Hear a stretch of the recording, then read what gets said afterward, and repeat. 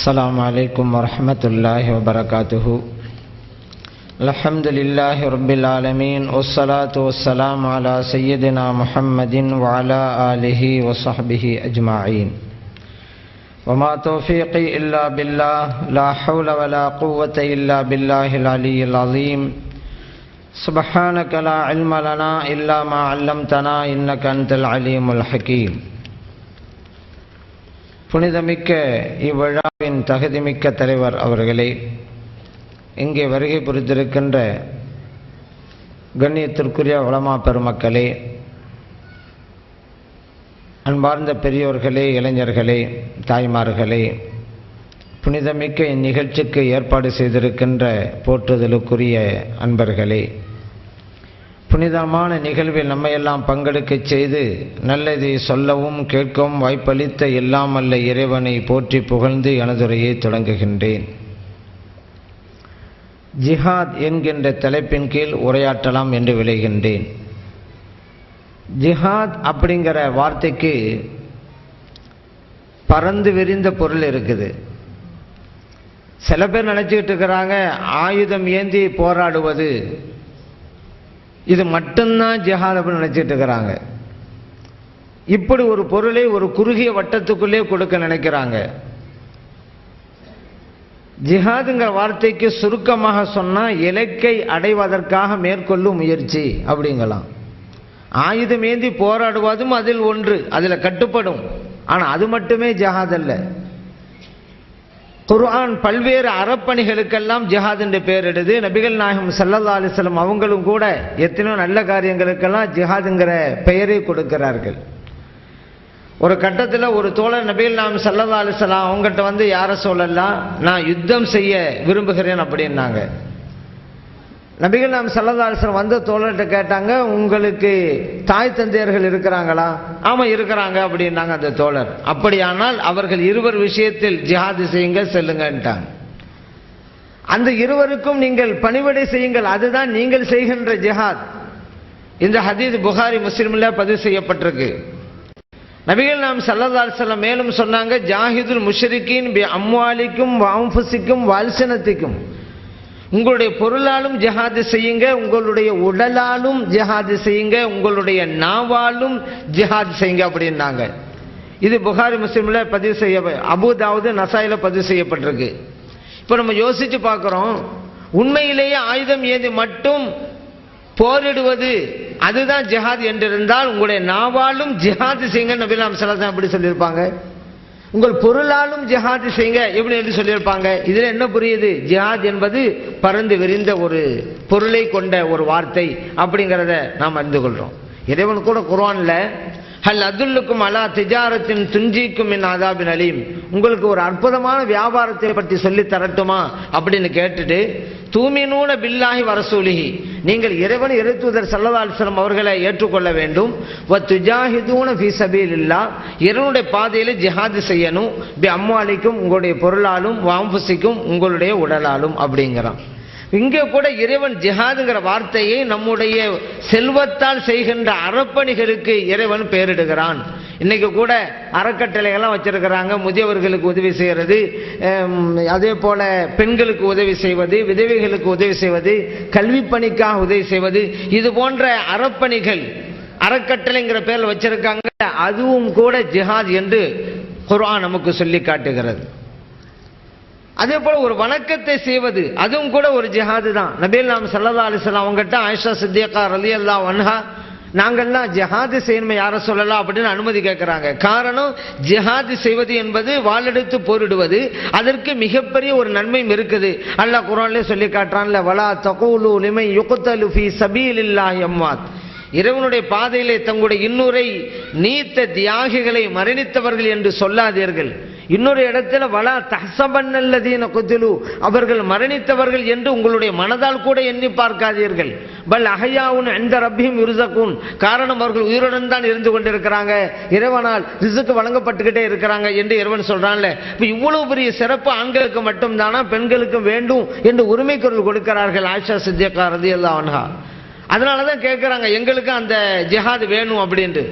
நபிகள் நாயகம் ஸல்லல்லாஹு அலைஹி வஸல்லம் சொன்னாங்க, உங்களுக்கு ஜிஹாத் இருக்குது, அதுதான் ஹஜ்ஜு, ஜிஹாதுக்குன் அல் ஹஜ்ஜு என்றார்கள்.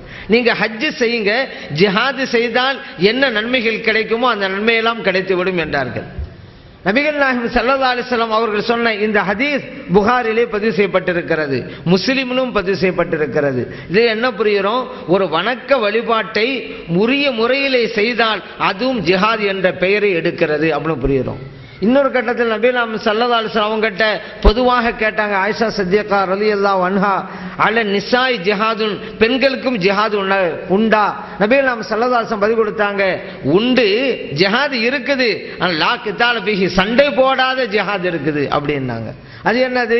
அல் ஹஜ் வல் உம்ரா, பெண்கள் ஹஜ் செய்யட்டும், உம்ராவை நிறைவேற்றட்டும், ஜிஹாது செய்த நன்மைகள் அவர்களுக்கு கிடைத்துவிடும். இந்த ஹதீஸ் இப்னு மாஜாவில் பதிவு செய்யப்பட்டிருக்கிறது. இதன் மூலம் நம்ம புரிந்து கொள்வது, ஒரு வணக்க வழிபாட்டை உரிய முறையிலே செய்வது கூட ஜிஹாத் என்கின்ற பெயரை பெறும் அப்படிங்கிறத நாம் அறிந்து கொள்கிறோம். நபிகள் நாயகம் ஸல்லல்லாஹு அலைஹி வஸல்லம் அவர்கள் இதன் மூலம் இன்னொரு விஷயத்தை வெளிப்படுத்துறாங்க. இந்த வாளெடுத்து சண்டை போடுறதுங்கிறது ஆண்களுக்கு மட்டும்தான், பெண்களுக்கு இல்லை அப்படிங்கறத திருத்துறாங்க. இன்னைக்கு பாருங்க, சில பேர் சில கோரிக்கைகளை வைக்கிறோம், உரிமைகளை கேட்கிறோம், கண்டன ஆர்ப்பாட்டம் பண்றோம் அப்படின்னு சொல்லி வீட்டில் இருக்கக்கூடிய பெண்களை எல்லாம் ரோட்டுக்கு கூப்பிடுறாங்க. அதே போல பெண்களையும் தூக்கி விடுவாங்க, பெண்கள்லாம் வரும்போது குழந்தைகளை எடுத்துக்கிடுவாங்க அப்படின்னு சொல்றாங்க. இதுக்கெல்லாம் என்னங்க ஆதாரம் அப்படின்னு கேட்டா, ஏன் பெண்கள்லாம் ஸல்லல்லாஹு அலைஹி வஸல்லம் காலத்துல ஹஜ் செய்ய போகலையா அப்படின்னாங்க. நபிகள் நாயகம் ஸல்லல்லாஹு அலைஹி வஸல்லம் என்ன சொன்னாங்க?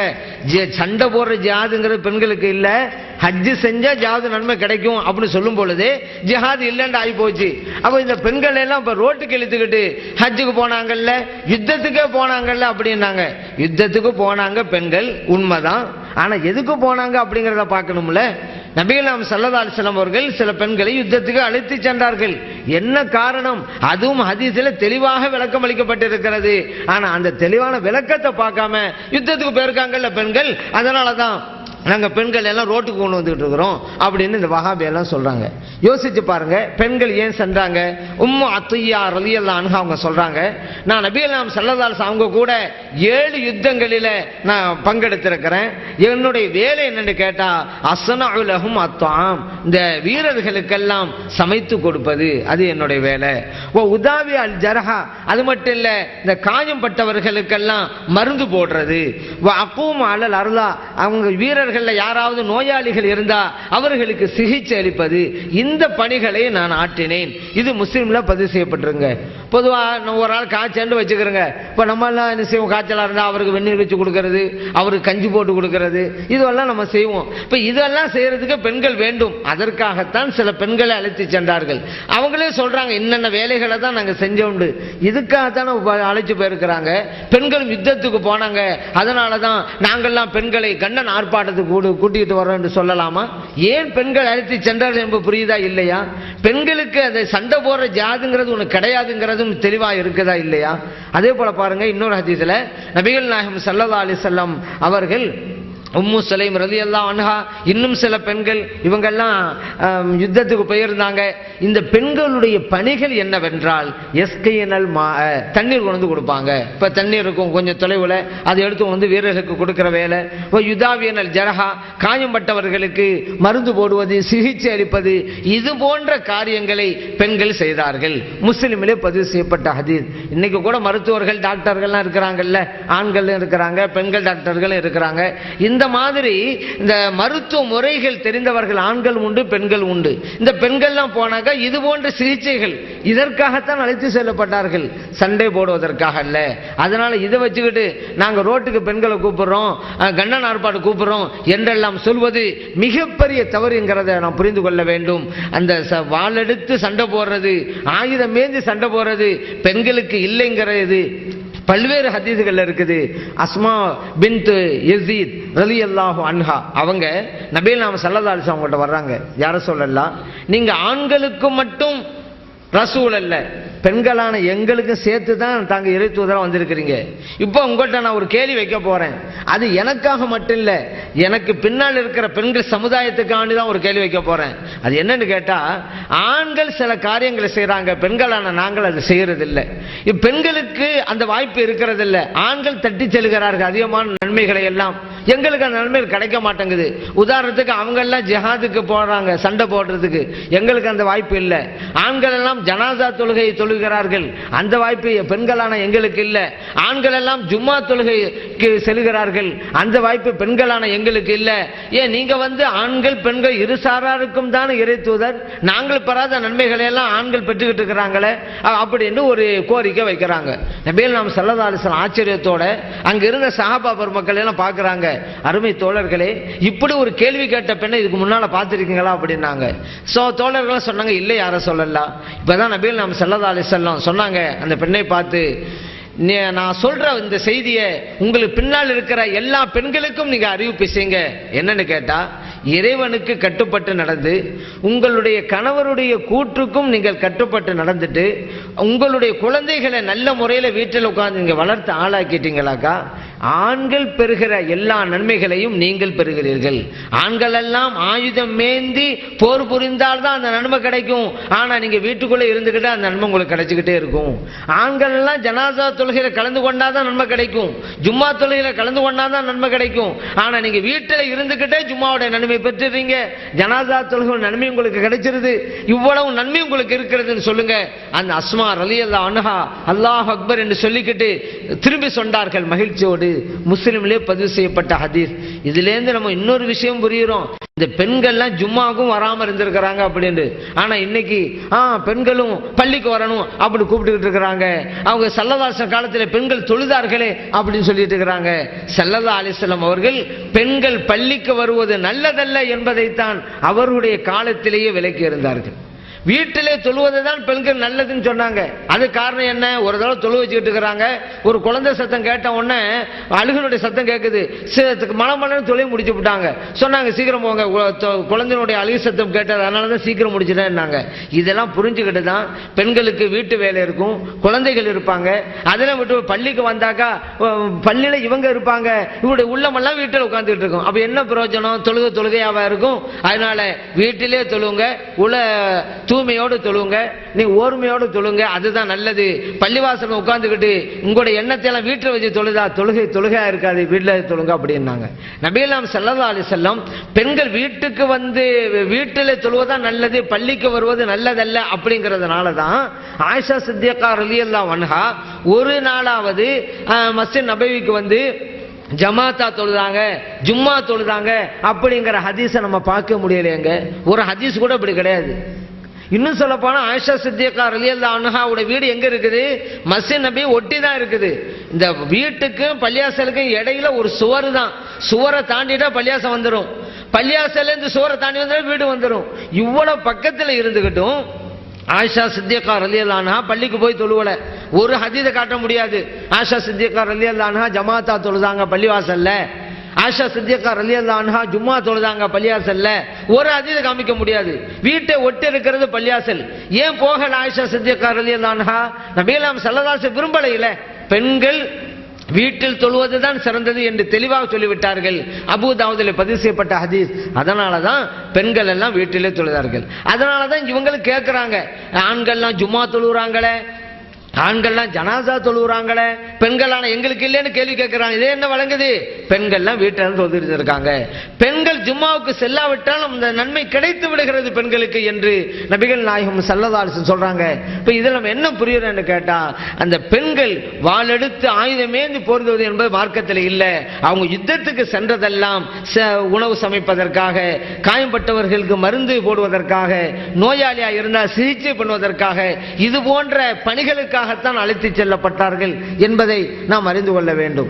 அதே போல நபிகள் நாயகம் ஸல்லல்லாஹு அலைஹி வஸல்லம் அவர்கள் விஷயத்தில் எவ்வளவோ முறைகளே நம்ம பார்க்கிறோம். அவங்க ஜிஹாதுக்கு கொடுத்த விளக்கங்களே நம்ம பார்த்துக்கிட்டு இருக்கோம். பெற்றோர்களுக்கு பணிவிடை செய்வது கூட ஒரு ஜிஹாத் என்று சொன்னாங்கல்ல, அதே போலதான் மனைவிக்கு ஆற்ற வேண்டிய கடன்களை ஆற்றுவது, அவர்களுக்கு செய்ய வேண்டிய கடமைகளை ஒழுங்கா நிறைவேற்றுவது, அதுவும் கூட ஜிஹாத் என்று சொல்லி இருந்தாங்க. ஒரு கட்டத்தில் நபிகள் நாயகம் ஸல்லல்லாஹு அலைஹி வஸல்லம் சொன்னாங்க, ஒரு ஆண் ஒரு அந்நிய பெண்ணோடு தனித்து இருக்க கூடாது. அதே போல ஒரு பெண்மணி பயணம் மேற்கொள்வதாக இருந்தால் மஹரமுடைய துணையோடு தான் செல்ல வேண்டும் அப்படின்னு சொன்னாங்க. மஹரம் எதுக்கு சொல்றாங்க, மகன், தந்தை, சகோதரர், பெரிய வாப்பா, சின்ன வாப்பா, இந்த மாதிரி ஆளுகளுக்கு தான் நம்ம மஹரம் சொல்லுவோம். இப்படிப்பட்ட ஒரு மஹரம் துணையோடு தான் ஒரு பெண்மணி பயணத்தை மேற்கொள்ள வேண்டும். இப்படி சொன்னோன்னு ஒரு தோழர் கேட்டாங்க, யார சொல்லலாம், என்னுடைய பெயர் ஏதாவது போருக்கு செல்வோருக்கு உண்டான பட்டியலில் இடம் இருக்குதா? காரணம் என்ன மனைவி ஹஜ்ஜுக்கு போறதுக்காக இருக்கிறாங்க அப்படின்னு கேட்டாங்க. நபிகள் நாயகம் ஸல்லல்லாஹு அலைஹி வஸல்லம் சொன்னாங்க, நீங்க போருக்கெல்லாம் வர வேணாம், உங்க மனைவியோட போங்க, நீங்களும் உங்க மனைவியோட செஞ்சு ஹஜ்ஜு செஞ்சுட்டு வாங்க என்று நபிகள் நாயகம் ஸல்லல்லாஹு அலைஹி வஸல்லம் அவங்க சொன்னாங்க. புகாரியிலே முஸ்லிமிலே இந்த ஹதீஸ் பதிவு செய்யப்பட்டிருக்கிறது. அப்ப ஜிஹாத் என்பது ஒரு மனைவியோடு சென்று ஹஜ்ஜை நிறைவேற்றினாலும் நன்மை கிடைக்கும். ஒரு மனைவிக்கு என்னென்ன காரியம் செஞ்சு கொடுக்கணும் அதை நிறைவேற்றினாலும் ஒரு ஜிஹாது நன்மை தான். இப்போ நபிகள் நாயகம் ஸல்லல்லாஹு அலைஹி வஸல்லம் அவர்கள் வீட்டுக்கு வந்தா எப்படிங்க இருப்பாங்க? ஆயிஷா சித்திகா ரலியல்லாஹு அன்ஹா அவங்ககிட்ட ஒரு சஹாபி கேட்டாங்க, நபிகள் நாயகம் ஸல்லல்லாஹு அலைஹி வஸல்லம் அவர்கள் வீட்டுக்கு வந்தால் எப்படி இருப்பார்கள்? இப்படி கேள்வி கேட்க காரணம் என்ன? ஒரு நாடாளும் மன்னர் நபிகள் நாயகம் ஸல்லல்லாஹு அலைஹி வஸல்லம் அவர்கள் வீட்டுக்கு வந்தா எப்படி இருக்கும் அவங்களுடைய செயல்பாடு? இதுதான் கேள்வி. ஆயிஷா சித்திகா ரலியல்லாஹு அன்ஹா சொன்னாங்க, நீங்கெல்லாம் வீட்டுக்கு வந்தா எப்படி இருப்பீங்க? அப்படிதான் நபிகள் நாயகம் ஸல்லல்லாஹு அலைஹி வஸல்லம் அவங்களும் இருப்பாங்க. ஏன்னா நாட்டுக்கு ராஜாவாக இருந்தாலும் வீட்டுக்கு கணவராக தான் இருப்பாங்க. என்னென்ன செய்வாங்கிறதை பட்டியல் போடுறாங்க. ஆயிஷா சித்திகா ரலியல்லாஹு அன்ஹா நபிகள் நாயகம் ஸல்லல்லாஹு அலைஹி வஸல்லம் அவர்கள் வீட்டுக்கு வந்தால் செருப்பு அறுந்து போயிருந்தால் அவர்களே தேய்த்துக் கொள்வார்கள், துணி கிழிந்து போய்விட்டால் கூட அவர்களே தேய்த்துக் கொள்வார்கள், அவர்களுடைய வேலையை அவர்களே பார்ப்பார்கள். ஆனால் தொழுகைக்குடைய பாங்கு சத்தம் கேட்டுவிட்டால் பள்ளிக்கு விரைந்து சென்று விடுவார்கள். இது ஆயிஷா சித்திகா ரலியல்லாஹு அன்ஹா அவருடைய வாக்குமூலம். கொஞ்சம் யோசிச்சு பாருங்க. இதுல அவங்க பல விஷயங்களை சொல்லி வரும் பொழுது ஒரு வாசகம் பொண்ணு எழுத்துக்களால் பொறிக்கப்பட வேண்டிய வாசகம், யஹ்திமு நஃப்ஸஹு அப்படிங்கிறாங்க. தனது வேலையை அவர்களே பார்த்துக் கொள்வார்கள். இப்பதான் நம்ம யோசிச்சு பார்க்கிறோம், நம்மள எத்தனை பேர் நம்ம வேலையை நம்ம பார்க்கிறோம்? நம்முடைய துணிமணிகளை வீட்டுள்ள பெண்கள் தான் துவைச்சு தரணும், அதை அவங்க தான் அயன் பண்ணி தரணும், மடிச்சு வச்சிருக்கிறது போடுறது கூட யார் தான் எடுத்து வந்து தரணும்? மனைவி தான் எடுத்து வந்து கொடுக்கணும். அதுல லேட் ஆயிட்டாலும் சத்தம் போடுவார், சீக்கிரம் எடுத்து தர வேண்டியதானே என்று. இவருடைய எல்லா வேலையையும் மனைவி பார்க்கிறார்கள். இப்பதான் நம்ம யோசிச்சு பார்க்கிறோம், நபிகள் நாயகம் ஸல்லல்லாஹு அலைஹி வஸல்லம் அவர்கள் அவர்கள் வேலையை அவர்களே பார்த்தார்கள் அப்படிங்கிற வாசகத்தினுடைய உள்ள அர்த்தத்தை இப்பதான் நினைச்சு பார்க்கிறோம். நம்ம வேலை நம்ம பார்க்கிறோமா? இல்லையே. சட்டையை எடுத்து போடுகின்ற வரைக்கும் எல்லாமே பெண்கள் தான் பார்க்க வேண்டியது இருக்கிறது. எல்லாம் தயாராக இருக்கிற அந்த சட்டையை கூட நாம் எடுத்து மாட்டோங்கிறோம், எடுத்து கேட்கிறோம் பெண்கள்கிட்ட. இப்ப யோசிச்சு பாருங்க, நபிகள் நாயகம் ஸல்லல்லாஹு அலைஹி வஸல்லம் சொன்ன வாசகம், நபிகள் நாயகம் ஸல்லல்லாஹு அலைஹி வஸல்லம் அவர்களை பற்றிய வாசகம் எவ்வளவு மேலானதாக இருக்கிறது. ஒரு கணவன் மனைவி எப்படி இருக்கணும்? உணர்வுகளை புரிந்து நடக்க வேண்டும். இப்போ கணவர் என்ன நினைக்கணும்? மனைவி நம்ம மேல கோபமா இருக்கிறாங்களா அல்ல நம்ம மேல பிரியமா இருக்கிறாங்களா, அந்த சூழ்நிலை புரிந்து கொண்டு நடக்க வேண்டும். மனைவி அப்படித்தான், கணவருடைய நிலை இப்படி என்ன, வருத்தத்தில் இருக்கிறாங்களா சந்தோஷத்தில் இருக்காங்களா என்பதனுடைய சூழ்நிலை புரிந்து நடக்க வேண்டும். அப்படி நடந்துட்டா பிரச்சனையே கிடையாது. நபிகள் நாயகம் ஸல்லல்லாஹு அலைஹி வஸல்லம் அவர்கள் ஆயிஷா சித்திகா ரலியல்லாஹு அன்ஹா அவங்ககிட்ட சொல்றாங்க, ஆயிஷாவே என் மேல நீ எப்போ கோபமா இருக்கிற வருத்தமா இருக்கிற அப்படிங்கறதையும் நான் கண்டுபிடிச்சிருவேன், என் மேல எப்ப நீ பிரியமா இருக்கிற அப்படிங்கறத நான் கண்டுபிடிச்சிருவேன் அப்படின்னாங்க. ஆயிஷா சித்திகா ரலியல்லாஹு அன்ஹா கேட்டாங்க, அது எப்படி யார சொல்ல நீங்க கண்டுபிடிச்சிருக்கீங்க? நபிகள் நாயகம் ஸல்லல்லாஹு அலைஹி வஸல்லம் சொன்னாங்க, ஆயிஷாவே என் மீது நீ பிரியமா இருக்கிறன்னு வச்சுக்க, அந்த நேரத்தில் நீ சத்தியம் செய்யும் பொழுது ரப்பி முஹம்மதின், முஹம்மது நபி ஸல்லல்லாஹு அலைஹி வஸல்லம் அவர்களுடைய ரப்பின் மீது இறைவனின் மீது சத்தியமாக அப்படின்னு சொல்லுவ, அப்ப நான் புரிஞ்சுக்கிறோம் நம்ம மேல பிரியமா இருக்கிற நேரம் உண்டு. என் மேல நீ வருத்தமா இருந்தான்னு வச்சுக்கவேன், அந்த நேரத்தில் நீ சத்தியம் செய்யறதா இருந்தா என் பேரை சொல்லாம அந்த இடத்துல ரப்பி இப்ராஹிம், இப்ராஹிம் அலைஹிஸ்ஸலாம் அவர்களுடைய இறைவனின் மீது சத்தியமாக நீ சொல்லுவ, அப்ப நான் வணங்கிடுவேன், ஏதோ நம்ம மேல வருத்தம் போல தெரியுதுண்டு அப்படின்னு. ஆயிஷா சித்திகா ரலியல்லாஹு அன்ஹா சொன்னாங்க, உண்மைதான் யார சொல்லலாம், அந்த நேரத்தில் உங்களோட பேரை நான் சொல்றது இல்ல, ஆனா என்னுடைய நாவிலே சொல்வதைத்தான் விடுகிறேனே தவிர என்னுடைய நெஞ்சமெல்லாம் தாங்கள் தான் நிரம்பி இருக்கிறீர்கள் என்று ஆயிஷா சித்திகா ரலியல்லாஹு அன்ஹா அவங்க சொன்னாங்க. ஒரு கணவர் மனைவிக்கு ஆற்ற வேண்டிய கடமைகளை சரியாக செய்தால் அதுவும் ஒரு ஜிஹாதுங்கிற புரியும். அந்த ஜிஹாதை சரியா செஞ்சுட்டா பிரச்சனையே வராதுங்க. ஆனா அப்படியெல்லாம் இல்லாதனாலதான் இப்ப சிக்கலே வருது. நன்றாக மனைவியை புகழ்கின்ற கணவர்களும் இருக்கிறாங்க. ஒரு கணவர் சொன்னாரு, நான் சொர்க்கத்துக்கு போனதுக்கு பின்னால அங்க என் மனைவி இல்லாவிட்டா அந்த சொர்க்கம் எனக்கு சொர்க்கமாக இருக்காது அப்படின்னு அவர் சொன்னாரு. இப்படி சில பேர் இருக்கிறாங்க. இன்னொரு கணவர் மனைவிட்ட கேட்டாரு, ஏமா நீ சொர்க்கம் போக விரும்புறியா நரகம் போக விரும்புறியான்னு. அந்த அம்மா சொன்னாங்க, நான் சொர்க்கத்துக்கு தாங்க போவேன் அப்படின்ட்டு. உடனே இந்த அம்மா கேட்டுச்சு, நீங்க எங்கெங்க போவீங்க அப்படின்ட்டு. இவர் சொன்னாரு, நான் நரகத்துக்கே போயிடுறேன் அப்படின்ட்டாரு. ஏன் அம்மா ஏன் அப்படி சொல்றீங்க அப்படின்னு. வேற என்ன, நீ சொர்க்கத்துக்கு போன பின்னால் அந்த சொர்க்கம் சொர்க்கமாவா இருக்கும்? நீ இருக்கிற சொர்க்கத்தை விட நீ இல்லாத நரகமே எனக்கு பரவாயில்லை, நான் அங்கே போயிடுறேன். இந்த அம்மா சொன்னிச்சு, அப்படின்னா நானும் நரகத்துக்கே வந்துடுறேன் அப்படின்னுச்சு. என் மேல அவ்வளவு பாசமானு கேட்டாரு. அந்த அம்மா சொன்னிச்சு, பாசமாவது மண்ணாங்கட்டியாவது, நீங்க நரகத்தில் படுற அவஸ்தையை பார்க்கணும், அதுக்காக நான் நரகத்துக்கு வர்றேன் அப்படிங்குது. இப்படி இருக்கிறான்னு வச்சுக்கிறீங்களேன். அது ஒரு ஆளு சொன்னாரு, என் மனைவி யார் தெரியுமில்ல, நான் போட்ட கோட்டை தாண்டவே மாட்டாங்க அப்படின்னு சொல்லிவிட்டு அடுத்ததா அவரே சொல்லிடுறாரு. ஆனா அந்த கோட்டை எங்க போடணுங்கிறத என் மனைவி தான் எனக்கு சொல்லி தருவாங்க அப்படின்னு சொல்லி தர்றாரு. அந்த மாதிரி இருந்துகிட்டு வைங்களேன். அதே போல மனைவிக்கு பயந்தவங்களும் இருக்கிறாங்க, மனைவியை அடக்கி அனுப்புறவங்களும் இருக்கிறாங்க. ரெண்டு வகையா இருக்குது. டீ போட்டு கூப்பிடுவாங்க சில பேர். அது அதே நேரத்தில் இன்னும் சில கணவர்கள் இருக்கிறாங்க, டீ போட்டுட்டு வந்து கூப்பிடுவாங்க. அப்படியும் இருக்கிறாங்க. ஒரு பையனுக்கு ஸ்கூல் டீச்சர் சொல்லி கொடுத்தாரு, தோசை அம்மா தோசை, அம்மா சுட்ட தோசை அப்படின்ட்டு. ஒரு ஸ்டூடெண்ட் மட்டும் அப்பா சுட்ட தோசை அப்படின்னா, என்னடா நான் அம்மா சுட்ட தோசைங்கிறேன், நீ அப்பா சுட்ட தோசைங்கிற, பொய் சொல்ல கூட நீங்க தானே சார் சொன்னீங்க அப்படின்னு. அவன் வீட்டில் என்ன நடக்கும் அவன் அப்படியே படிக்கிறான்னு வச்சுக்கிறீங்களேன். இப்படி சில பேர் பயந்து நடப்பாங்க. ஒரு மன்னர் அங்க இருக்கிறவங்கள டெஸ்ட் பண்ண நினைச்சாரு. அவர் சொன்னாரு, உங்கள யாரெல்லாம் மனைவிக்கு பயந்து நடக்கிறீங்களோ அவங்களாம் எனது இடது பக்கமா வந்துருங்க, மனைவிக்கு பயப்படாதவங்க வலது பக்கமா வாங்க அப்படின்றாரு. அங்க இருந்த எல்லாருமே இடது பக்கமா தான் போய் நின்றாங்க. ஒரே ஒரு ஆளு தான் வலது பக்கமா வந்து நின்றாரு. இருந்தாலும் கொஞ்சம் மன சந்தோஷம், பரவாயில்லை ஒரே ஒரு உயிரம் நிறைந்தவராக இருக்கிறாரே அப்படி நினைச்சுக்கிட்டு வலது பக்கம் வந்து நின்றவற்றை பார்த்து, ஏங்க நீங்க மனைவிக்கு பயப்படுறதே இல்லை அப்படின்னு கேட்டாரு. நீங்க ஒண்ணுங்க, நான் வீட்டை விட்டு புறப்படும் போதே மனைவி என்கிட்ட சொன்னாங்க, நீங்க எங்க இருந்தாலும் வலது பக்கமா தான் இருக்கணும்னு, அதனாலதான் நான் அங்க போனேன் அப்படிங்கிறாரு அவரு. இப்படி இருக்கிறான்னு வச்சுக்கிறோங்க. கணவன் மனைவி எப்படி நடக்க வேண்டும், அவர்களுக்குள்ள உரிமைகள் என்ன, கடமைகள் என்ன, அதை நிறைவேற்றி கொடுப்பது கூட ஒரு ஜிஹாத் என்பது நபிகள் நாயகம் ஸல்லல்லாஹு அலைஹி வஸல்லம் கூட்டாக இருக்கிறது.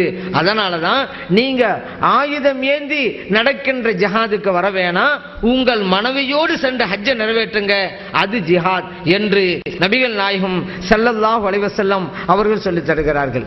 அதே போல ஜிஹாதுக்கு இன்னொரு விளக்கம் இருக்குது. நபிகள் நாயகம் ஸல்லல்லாஹு அலைஹி வஸல்லம் சொல்றாங்க, தன்னுடைய நஃப்ஸோடு போரிடுவது உண்மையான ஜிஹாத் அப்படின்னு சொன்னாங்க.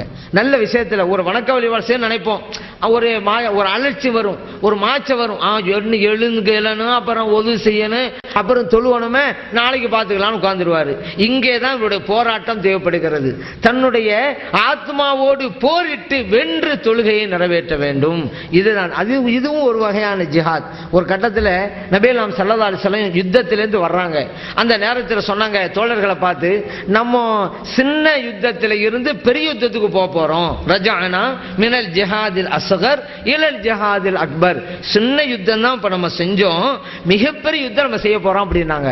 சஹாபா பெருமக்கள் ஆச்சரியத்தோடு கேட்டாங்க, அது என்ன பெரிய யுத்தம் யார சொல்லலாம் அப்படின்னு கேட்டாங்க. நபிகள் நாயகம் ஸல்லல்லாஹு அலைஹி வஸல்லம் சொன்னாங்க, ஜிஹாதுல் அப்தி ஹவாஹு, ஒரு மனிதர் தன்னுடைய இச்சையோடு போராட்டம் செய்கிறாரே அதுதான் உண்மையான போராட்டம், மிகப்பெரிய போராட்டம் என்று நபிகள் நாயகம் ஸல்லல்லாஹு அலைஹி வஸல்லம் சொன்னாங்க.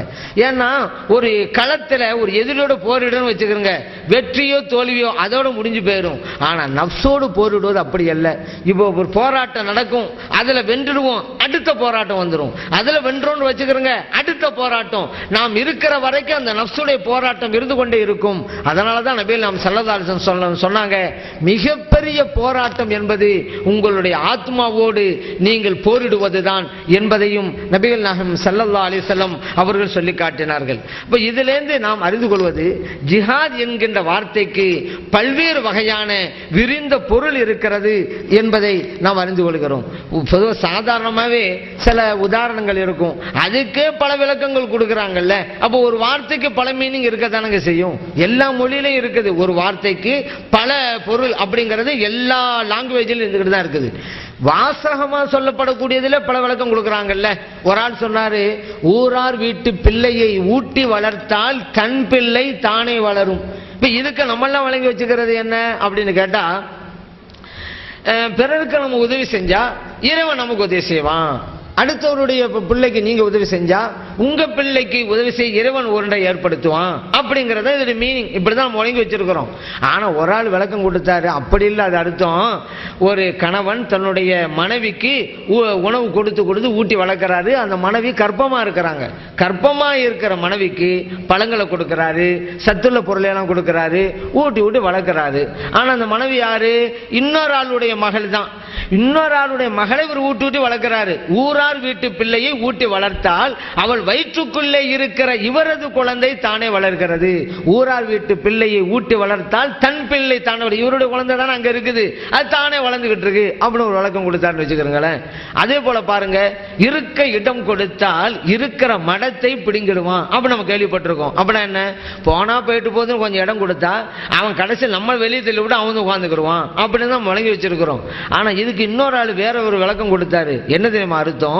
உன்னுடைய உள்ளத்திலே இறைவன் இருக்க இடம் கொடுத்தா உன்னிடம் இருக்கிற மடத்தனத்தை இறைவன் பிடுங்கிடுவான். ஏன்னா இறைவன் தெரியாத வரைக்கும் தான் நம்முடைய உள்ளத்திலே மடத்தனம்ங்கிறது இருந்துகிட்டே இருக்கும். எப்ப இறைவன் நம்மிடம் வந்து விடுகிறானோ, நமக்கு அறிவு ஞானம் கிடைத்து விடுகிறதோ, இருக்கிற இந்த அறிவியனம் மடமைத்தை நம்ம விட்டு நீங்கிறது. இறைவன் இருக்க நீ இடம் கொடுத்து விட்டால் உன்னிடம் இருக்கிற மடத்தனத்தை இறைவன் நீக்கி விடுவான் என்பதுதான் அதனுடைய பொருள் அப்படின்றாரு. ஒரு மாதிரியான அர்த்தமும் சொல்லுவாங்க சில பேர். இந்த வாய்க்கால் கால்வாய்னு கேள்விப்பட்டிருக்கோம். இந்த தண்ணீர் ஓடுற இடத்துக்கு வாய்க்கால்னு சொல்லுவாங்க, கால்வாய்னு சொல்லுவாங்க. என்னங்க வாய்க்கால் கால்வாய் அப்படின்னு ஒரு ஆள் விளக்கம் கேட்டதுக்கு ஒரு ஆள் பதில் கொடுத்தாரு. ஒன்னும் இல்லைங்க, ஓடுற தண்ணீர்ல வாயை கழுவிப்பட்டு காலை கழுவுனா வாய்க்கால், காலை கழுவிப்பட்டு வாயை கழுவுனா கால்வாய் அப்படின்னு அவர் விளக்கம் கொடுத்தாருன்னு வச்சுக்கிறோங்க. இப்படி அதே போல பாருங்க, நீங்க இன்னொரு வாசகம் எல்லாரும் யூஸ் பண்றதுதான். நாயை கண்டா கல்ல காணா, கல்ல கண்டா நாயை காணா, இதெல்லாம் கேள்விப்பட்டிருப்பீங்க. அப்படின்னா என்ன அர்த்தம்? நாய் போய்கிட்டே இருக்குது, அதை எடுத்து அடிக்கணும்னு சொல்லி கல்ல தேடுறாரு, கிடைக்கல. நாயை கண்டால் கல்ல காணா. இன்னொரு இடத்துல பார்த்தா கல்லு கிடக்குது, அதை எடுத்து அடிக்கலாம்னு பார்த்தா நாய் அங்க இல்லை, நாயை காணா. இதுதான் நம்ம புரிஞ்சு வச்சிருக்கோம். ஆனா ஒரு ஆள் விளக்கம் கொடுத்தாரு, இதெல்லாம் அது ஒரு தேர்ந்த சிற்பி ஒரு கல்லுல நாயை செதுக்கி வச்சிருக்கிறான். அந்த சிலையை நாய் என்று பார்த்தால் அங்க இருக்கிற கல் தெரிய மாட்டேங்குது, அந்த சிலையை கல் என்று பார்த்தால் நாய் தெரிய மாட்டேங்குது. நாயை கண்டா கல்ல காணா, கல்ல கண்டா நாயை காணா. அந்த சிலையை பார்க்கின்ற போது அவன் எந்த அமைப்பில் பார்க்கிறான் அப்படி அது தென்படும் அப்படிங்கிறதா அதோடைய மீனிங் என்று கொடுத்தாரு. இப்படியே விளக்கம் கொடுத்துக்கிட்டே போகலாம். ஒவ்வொன்றுக்கும் ஒரு விளக்கம் கொடுக்குறாங்க. நல்ல விளக்கமா இருந்தா எடுத்துக்கிற வேண்டியதான், பிரச்சனை கிடையாது. ஆவதும் பெண்ணாலே அழிவதும் பெண்ணாலே அப்படின்னாங்க. எல்லாத்துக்கும் பெண்கள் தான் காரணம்னு தூக்கி போட்டாங்க. ஒரு குடும்பம் உருப்பறாலும் பெண்கள் தான், ஒரு குடும்பம் நாசமா போறாலும் பெண்கள் தான். அப்படி ஒட்டு மொத்தமாக இந்த பொறுப்பையெல்லாம் இந்த சுமையை பெண்கள் மேல போட்டாங்க. ஒரு பெண் சொன்னாங்க, இதுக்கு அதெல்லாம் அர்த்தம், ஆவதும் பெண்ணாலே அழிவதும் பெண்ணாலேன்னு சொன்னா நல்லது ஆவதும் பெண்ணாலே தீயது அழிவதும் பெண்ணாலே அவங்க அடி அடிச்சாங்க. ஏன்னா பெண்களுக்காக தானே பேசுவாங்க. அப்ப இதுவும் சரியில்லை, இதுவும் ஒரு வகை போக்கு தான், ஒரு சார்பு உள்ள போக்கு தான். என்ன கரெக்ட்னு கேட்டா, ஆவது நல்ல பெண்ணாலே அழிவது தீய பெண்ணாலே, இதுதான் கரெக்ட். இப்படி ஒரு வாசகத்துக்கு பல்வேறு விளக்கங்கள் கொடுக்கப்படுறது மாதிரி ஜிஹாதுங்கிற வார்த்தைக்கும் பறந்து விரிந்த சொல் இருக்கிறது. அறப்பணிகளுக்கும் உள்ளத்தோடு போராடுவதற்கும், தன் மனைவி மக்களுக்கு தன்னுடைய கடன்களை ஆற்றுவதற்கும், பெற்றோர்களுக்கு பணிவிடைகள் செய்வதற்கும் கூட இந்த ஜிஹாதுங்கிற வார்த்தை கையாளப்படுகிறது அப்படிங்கிறத குர்ஆனிலிருந்தும் ஹதீஸிலிருந்தும் நம்ம புரிஞ்சுக்கிட்டோம். இந்த யுத்தம், இந்த ஜிஹாத் அப்படிங்கிறது நம்முடைய மார்க்கத்தில் ஆரம்பத்தில் இல்லாம இருந்ததுங்க. நபிகள் நாயகம் ஸல்லல்லாஹு அலைஹி வஸல்லம் மக்காவுல இருந்தாங்கல்ல, அந்த நேரத்தில் எவ்வளவோ சித்திரவதைகள், துன்பங்கள், சோதனைகள் எல்லாத்தையும் தாங்கிட்டாங்க. அப்போலாம் நீ என்ன சித்திரவதை பண்றியா, நாங்கள் உங்களை எடுத்து போராடுவோம்னு கிளம்பவே கிடையாது. மக்காவில் இருந்த வரைக்கும் இந்த யுத்தம் ஜிஹாது, ஆயுதம் ஏந்தி போரிடுவது அப்படிங்கிற ஒரு மீனிங் இருக்குதுல்ல, அதுவும் ஒரு மீனிங், அதுவும் ஒரு பொருள். இந்த ஜிஹாத் நபிகள் நாயகம் ஸல்லல்லாஹு அலைஹி வஸல்லம் மதீனாவுக்கு போனதுக்கு பின்னால்தான் 13 வருடங்கள் மக்காவில் இருக்கிறாங்க. இந்த ஜிஹாத் ஆயுதம் ஏந்தி போரிடுவதுங்கிறதே கிடையாது. ஜிஹாத் மதீனாவுக்கு போய் 10 வருடங்களில் தான் இந்த ஜிஹாத் என்பதே நடந்திருக்கிறது. இந்த மக்காவில் இருந்தபோது அவருடைய நிலைமை என்ன? அந்த துன்பங்கள், துயரங்கள், இன்னல்கள் ஒன்றா இரண்டா நபிகள் நாயகம் ஸல்லல்லாஹு அலைஹி வஸல்லம் நடந்து போனா அவர் நடந்து போகிற பாதையிலே முற்களையும் கற்களையும் பதித்து வச்சாங்க. நபிகள் நாயகம் ஸல்லல்லாஹு அலைஹி வஸல்லம் அவர்கள் தொழுகின்ற போது மிகப்பெரிய ஒட்டக குடலையே அவங்களுடைய தலைக்கு மேல தூக்கி போட்டாங்க. நபிகள் நாயகம் ஸல்லல்லாஹு அலைஹி வஸல்லம் அவர்கள் தாய்வு நகரம் போன போது பெரியவர்கள் எல்லாம் சொற்களால் அடித்தார்கள், சிறியவர்களோ கற்களால் அடித்தார்கள். அவர் உடம்பிலிருந்து இரத்தம் வழிந்தோடுகிறது. இப்படிப்பட்ட கட்டத்தில் எல்லாம் நபிகள் நாயகம் ஸல்லல்லாஹு அலைஹி வஸல்லம் அவர்கள் கையாண்டது பொறுமை அப்படிங்கிற ஆயுதம் தான். அது மட்டுமல்ல, இஸ்லாத்தை ஏற்றார்கள் என்பதால சஹாபா பெருமக்கள் அடைந்த துன்பங்கள், அவர்களுக்கு இழைக்கப்பட்ட கொடுமைகள் கொஞ்ச நஞ்சமல்ல. ஆனாலும் பொறுமை தான் கடைபிடித்தார்கள். எந்த அளவுக்கு? ஊரை விட்டு வெளியே போகலாம் அப்படிங்கிற அளவுக்கு தான். சொந்த மண்ணிலிருந்து விரட்டி அடித்தார்கள் அந்த மக்கத்து குறைஷிகள். ஆனாலும் பெருசு படத்துல அந்த ஊரை விட்டும் சென்றார்கள். நபிகள் நாயகம் ஸல்லல்லாஹு அலைஹி வஸல்லம் சரி, சஹாபா பெருமக்களும் சரி ஊரை விட்டு தான் போனாங்க. அங்க எதிர்த்து நின்று போர் தொடுக்கல, எதற்கு எதிராக இவங்க ஆயுதத்தை தூக்கல. காரணம் என்ன அப்படின்னு கேட்டா, இந்த ஆயுதம் ஏந்து போரிடுவதுங்கிறது ஒரு தனி நபர் செய்யக்கூடாத ஒண்ணு, ஒரு தனி குழு செய்யக்கூடாத ஒண்ணு. யாரு செய்யணும்? அரசாங்கம் தான் செய்யணும். அரசாங்கம் வரும் பொழுது தன்னுடைய நாட்டை பாதுகாக்க, தன்னுடைய நாட்டிலே வாழுகின்ற மக்களை பாதுகாக்க போர் தொடுப்பது அப்படிங்கிற ஒரு அரசியல் இருக்குது. அது எல்லா நாடுகளும் செஞ்சிட்டு இருக்கிறது. அப்படி செய்வதுதான் நியாயமும் கூட. தன் நாட்டு மக்களை பாதுகாப்பது என்பது அந்த அரசாங்கத்துக்கு கடமை. அதுக்கு போரிட்டால் தான் பாதுகாக்க முடியும் என்றால் செஞ்சுதான் ஆகணும். இது அப்போ நாடுதான் செய்ய வேண்டும். நபிகள் நாயகம் ஸல்லல்லாஹு அலைஹி வஸல்லம் மக்காவில் இருந்த போதெல்லாம் ஒரு அரசாங்கமாக இல்லை, தனி நபராக இருந்தார்கள், தனி குழுவாக தான் இருந்தார்கள். அதனால் போரிடுவதுங்கிற பேச்சுக்கு இங்க இடமில்லை. ஆனா ஸல்லல்லாஹு அலைஹி வஸல்லம் மதீனாவுக்கு போறாங்க, அங்கு ஒரு அரசாங்கத்தையே அமைக்கிறாங்க. அப்பொழுது அவர்களுக்கு ஒரு கடமை ஏற்படுகிறது, நாட்டை பாதுகாக்க வேண்டும், தன் நாட்டு மக்களை பாதுகாக்க வேண்டும் என்ற கடமை ஏற்படுகிறது.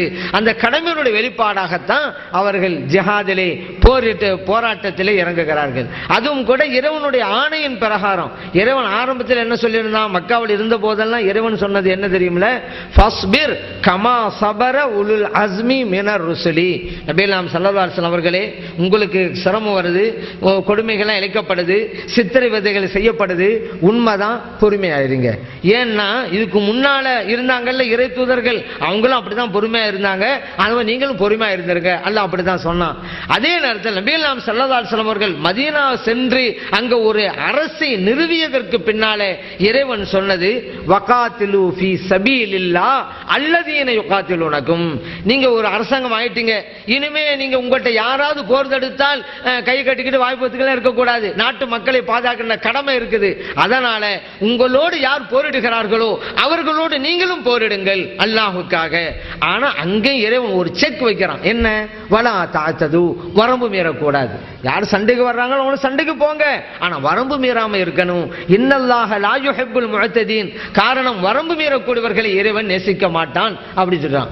அந்த கட்டத்தில் இந்த இஸ்லாமியர்களுக்கு எதிராக போர் தொடுத்தது மக்காவில் இருந்த குறைஷிகள் மட்டும்தாங்க.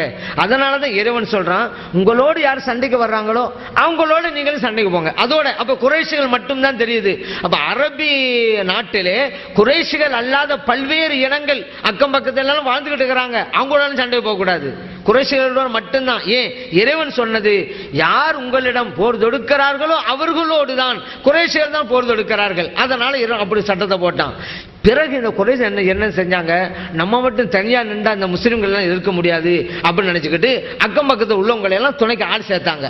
அந்த கூட்டம் இந்த கூட்டம் எல்லாரும் ஆள் சேர்த்துக்கிட்டு இஸ்லாமியர்களுக்கு எதிராக போர் தொடுக்க ஆரம்பிச்சாங்க. அப்ப இறைவன் சொன்னான், வகாத்திலில் முஷ்ரிக்கீன காஃபத்தன். நீ யாரெல்லாம் இறை மறுப்பாளர்களா இருக்கிறாங்களோ எல்லாரோடும் போரிடுங்க. காரணம், கமா யுகாத்திலுனக்கும் காஃபா. அவங்க எல்லாம் ஒன்னு சேர்ந்துக்கிட்டு தானே உங்களோட சண்டைக்கு வர்றாங்க. அவங்க எல்லாம் ஒன்னு சேர்ந்துட்டாங்கல்ல, இப்ப அவங்க எல்லாரும் சேர்ந்து நீங்களே இருங்க. இரண்டே இறைவன் சொல்லி தர்றாங்க. இப்படி சன்னஞ்சன்னமாகத்தான் யுத்தம் செய்வதற்கு நம்முடைய மார்க்கத்திலே அனுமதி வழங்கப்பட்டது என்பதை நாம் புரிந்து கொள்கிறோம். அவர் வெளிப்படையாக தெரிந்த ஒண்ணு என்ன? நம்முடைய மார்க்கத்தில் போராட்ட உணர்வுன்னு ஒண்ணு இருக்கணுங்க. அது எப்படின்னு சொன்னா, நியாயமான தூய்மையான வழியிலே இருக்க வேண்டும், இலக்கு தூய்மையாக இருக்க வேண்டும், அந்த இலக்கை அடைகிற வழிமுறையும் தூய்மையாக இருக்க வேண்டும். இல்ல இலக்கு தூய்மையாக இருந்தா போதும், அது அடைகிற வழிமுறைகள் எப்படி வேணுமானாலும் இருக்கலாம் என்கின்ற எண்ணம் வருவதுதான் தீவிரவாதத்திற்கும் பயங்கரவாதத்திற்கும் வழிவகுத்து விடுகிறது. என்னமா செஞ்சாவது இலக்கு அடையும் நினைக்கிறாங்க. நம்ம மார்க்கம் அப்படி சொல்லலங்க. இலக்கு தூய்மையாக இருக்க வேண்டும், அதை அடைகிற வழிமுறையும் தூய்மையாக இருக்க வேண்டும். அப்படிங்கும் பொழுது பிறருக்கு இடையூறு இல்லாத வகையிலே தான் செய்ய வேண்டும். ஒரு அரசாங்கம் ஒரு அடிப்படையிலே தான் இந்த யுத்தம் நடைபெற வேண்டும். தனி மனிதரோ ஒரு தனி ஜமாத்தோ தனி குழுவோ ஆயுதம் ஏந்தி போராட்டம் நடத்துவது என்பதெல்லாம் இல்லை. காரணம் ஸல்லல்லாஹு அலைஹி வஸல்லம் அவர்கள் அப்படி நமக்கு வழிகாட்டவில்லை. அரசாங்கத்தை நிறுவுவதற்கு பின்னால்தான் அவங்க ஒரு யுத்தத்தை முனைகிறார்கள் அப்படிங்கிறத நாம் புரிந்து கொள்ள வேண்டும். அடுத்து சில பேர் சொல்லுவாங்க, இஸ்லாம்ங்கிறத வாளால் பரவியதே தாங்க, வாழை வச்சுக்கிட்டு தான் இஸ்லாத்தை ஏற்கிறியா இல்லையா அப்படின்னு பயமுறுத்தி தான் எல்லாத்தையும் இஸ்லாத்தில் கொண்டு வந்தாங்க என்கின்ற ஒரு தவறான பிரச்சாரத்தை கூட சிலர் மேற்கொண்டிருக்கிறார்கள். ஆனால் அந்த பிரச்சாரத்தில் அவங்க தோல்வி கண்டிருக்கிறார்கள் என்பது வேறு விஷயம். ஆனால் இப்படி பிரச்சாரத்தை தொடர்ந்து சொல்லிக்கிட்டே இருக்கக்கூடியவர்களும் இருந்து கொண்டுதான் இருக்கிறார்கள். உன்னை நினைவிலே வைங்க, அப்படி ஒரு நிலைமை இருந்திருந்தால் நம்ம நாட்டை எடுத்துக்கிறோமே, நம்ம நாட்டில் முகலாயர்கள் 700 ஆண்டு காலங்கள் ஆண்டார்கள். உண்மையிலேயே வாளால் பரவியது இஸ்லாம் என்றால் 700 வருடங்கள் இந்தியாவில் இஸ்லாமியர்கள் ஆட்சி செய்கிறார்கள். அப்படியானா இன்னைக்கு இந்தியா இஸ்லாமிய நாடு தான். இந்தியாவில் இருக்கிற எல்லாருமே முஸ்லிம்கள் தான். அப்படிதான் இருந்திருக்கணும். அப்படி இல்லையங்க, இன்னைக்கு மைனாரிட்டி தானே, இந்தியாவில் மைனாரிட்டி தான் இஸ்லாமிய சமுதாயம். ஆனால் இந்த இஸ்லாமிய சமுதாயத்தை சார்ந்தவர்கள் 700 வருடங்கள் ஆண்டு இருக்கிறார்கள். அந்த கட்டங்கள்ல எல்லாம் சத்ரபதி சிவாஜியினுடைய எழுச்சி, அதே போல கிருஷ்ண தேவராயருடைய அரசு, இவங்களுடைய இந்த அரசு எழுச்சி எல்லாம் முகலாயருடைய ராணுவத்தை கட்டுப்படுத்த முடியாத நிலையில தாங்க இருந்துச்சு. அந்த அளவுக்கு முகலாயருடைய ராணுவ பலம் இருந்தது. நினைத்தால் அவர்கள் சாதித்திருக்கலாம், ஆனால் அவர்கள் செய்யவில்லை. காரணம் என்ன? கட்டாயமாக திணிப்பதுங்கிறது இஸ்லாத்தில் இல்லை, வாளால் பரத்துவதுங்கிறது இல்லை என்பதால் தான் முகலாயர்கள் அவர்கள் வரைக்கும் ஆட்சி நடத்தாங்க. சரி, இவங்களை விட்டுருங்க. நபிகள் நாயகம் ஸல்லல்லாஹு அலைஹி வஸல்லம் அவங்க கூட இந்த கட்டாய திணிப்புங்கிறதோ அதே போல ஒரு ஆயுதமேந்து போரிடுதுங்கிறதோ அவர்களுடைய விருப்பத்திற்கு உகந்ததாக இல்லைங்கிறதுக்கு ஒரு உதாரணமே நம்ம போதும். என்ன? சுல்ஹுல் ஹுதைபியா, எல்லாருக்கும் கேள்விப்பட்டதுதான். ஹுதைபியா உடன்படிக்கை ஹிஜ்ரி 6வது ஆண்டு நபிகள் நாயகம் ஸல்லல்லாஹு அலைஹி வஸல்லம் சஹாபா பெருமக்களை அழைச்சிக்கிட்டு மக்காவுக்கு போறாங்க, உம்ராவை நிறைவேற்றிக்கிட்டு வரலான்னு. போகும்போது மக்காவுக்கு மிக நெருக்கமான இடம் ஹுதைபியாங்கிற இடம். அங்க வந்து தங்கிக்கிட்டு ஆள் அனுப்புறாங்க உஸ்மான் ரலியல்லாஹு அன்ஹுவை. ஏன்னா அந்த மக்கத்து குறைஷிகள் கூட உஸ்மான் ரலியல்லாஹு அன்ஹுவை மதிக்கக்கூடியவர்களா இருந்தாங்க. அதனால உங்களை அனுப்பி வச்சாங்க.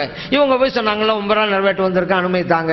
அவங்க சொன்னாங்க, உஸ்மான் அவர்களே நீங்க வந்துட்டீங்க, வேண்டுமானா செஞ்சு விட்டு போங்க. முகமது ஸல்லல்லாஹு அலைஹி வஸல்லம் அவங்களுக்கும் அவங்களோடு வந்திருக்கக்கூடியவர்களுக்கும் நாங்க அனுமதி கொடுக்க மாட்டோம் அப்படின்ட்டாங்க. சராசரி நபரா இருந்தா இந்த காலத்துல சில பேர் இருக்கிறாங்கல்ல, வணக்கம் போதுங்க, அது என்னங்க மஹப்பத்து அப்படின்னு சொல்லிட்டு இருக்காங்கல்ல. தொழுகையா எவ்வளவு வேணும் தொழுங்க, தொழுதுகிட்டே இருக்கிறேன். துஆ தொழுகையா, இஷ்ராக் தொழுகையா, வித்ர் எல்லாம் தொழுதுகிட்டே இருக்கிறேன். ஆனா அந்த மீலாது, மௌலிது, உருஸ் அது அப்படி இருக்கிறாங்க. இந்த மஹப்பத்துக்கு சம்பந்தம் இருக்காது. நல்ல தொழுவ இவ்வளவு என்ன நினைச்சுக்கிட்டு இருக்கிறாங்க, வணக்கத்தை வச்சுக்கிட்டே வெற்றி அடையலாம் அப்படின்னு நினைச்சுக்கிட்டு இருக்கிறாங்க. வணக்கத்தை மட்டுமே வைத்துக்கொண்டு ஒரு மனிதன் வெற்றி பெற முடியும் என்றிருந்தால் இபிலீஸ் வெற்றி பெற்றிருப்பான். ஏன் அவன் தோல்வி கண்டான்? வணக்கத்தில் குறை செஞ்சான். அவனு தௌஹீத் ஜமாத்து தான் இபிலீஸ். அவன் என்ன, இபிலீஸ் தௌஹீத் ஜமாத்து தானே, அல்லாஹ் தான் வணங்குறான், அதுல அவன் குறை சொல்லலையே. ஆனா மலக்குமார்கள்லாம் சுன்ன ஜமாத்து, அதனாலதான் வெற்றி அடைஞ்சாங்க. இறைவனுக்கு வணங்குவது, இறை நேசர்களுக்கு மரியாதை செய்வது, இதுதான் சுன்ன ஜமாத்து. மலக்குமார்கள் அந்த சுன்ன ஜமாத்துல தான் இருந்தாங்க. அல்லாஹ் வணங்கினாங்க, ஆதம் அலைஹிஸ்ஸலாத்துக்கும் மரியாதை செஞ்சாங்க, அதனால வெற்றி அடைஞ்சிட்டாங்க. இப்லீஸ் சொன்னான், நான் அல்லாஹ் மட்டும் வணங்குவேன். அவன் நினைச்சது என்ன, வணக்கத்தை மட்டும் வச்சுட்டு வெற்றி அடைஞ்சாலாம் நினைச்சான். அல்லாஹ்வும் பார்க்க போனா போயிட்டு நினைக்கல, சார் நம்ம வணங்கிட்டான்னு நினைக்கல. எப்ப நான் மதிக்க சொன்னவர்கள் மதிக்கவில்லையோ உன்னுடைய வணக்கம் எல்லாம் என் கால் தூசுக்கு சமணம் தூக்கி எறிஞ்சு விட்டான். இல்ல என்ன புரியுறோம்? வெறும் வணக்கத்தை மட்டும் வச்சுக்கிட்டு நான் மறுமையில் வெற்றி அடைஞ்சிருவேன், மற்றது மௌலிது, மீலாது, உருசா எல்லாம் தேவையில்லை என்றால் இவருடைய எண்ணம் நிச்சயம் தோல்வியிலே தான் போய் முடியும், சந்தேகமே கிடையாது. இன்னும் நினைவில் வைங்க, நபிகள் நாயகம் ஸல்லல்லாஹு அலைஹி வஸல்லம் காலத்தில் முனாஃபிக்கெல்லாம் இருந்தான்ல, அவன் வணங்காமையா இருந்தான், தொழாம இருந்தானா முனாஃபிக்கன்கள், ஹஜ் செய்யாம இருந்தானா, நோன்பு வைக்காம இருந்தானா, ஜகாத்து கொடுக்காம இருந்தானா, எல்லா முனாஃபிக்குங்களும் வணக்கம் செஞ்சான். இல்ல ஒரு முனாஃபிக் இருந்தா அவன் தொழுவல, நீ காமிக்கலாம் பார்க்கலாம். தொழாத ஒரு முனாஃபிக்க காமிங்க, நோன்பு வைக்காத ஒரு முனாஃபிக்க காமிக்கலாம் பார்க்கலாம். முனாஃபிக்குங்களை எல்லா வணக்கத்தையும் நிறைவேற்றிட்டானாங்க. ஆனா அல்லாஹ் குர்ஆன்ல சொல்றான், இன்னல் முனாஃபிகீன் ஃபித்தர்கில் அஸ்ஃபலி மினன்னார், இந்த முனாஃபிக்குகளுக்கு தான் நரகத்திலேயே படுபாதாள தண்டனை வச்சிருக்காங்கறான்.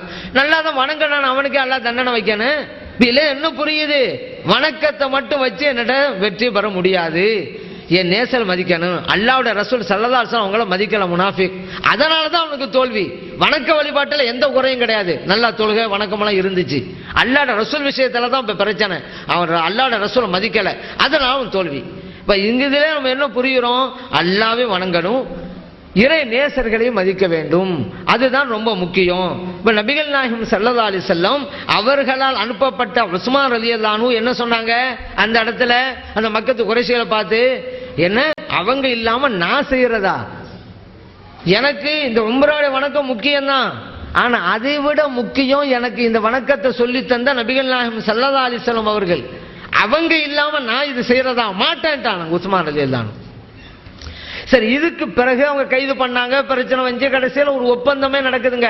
மக்கத்து குறை சொல்லிட்டாங்க, இந்த வருஷம் நாங்கள் அனுமதிக்க மாட்டோம் அப்படின்ட்டாங்க.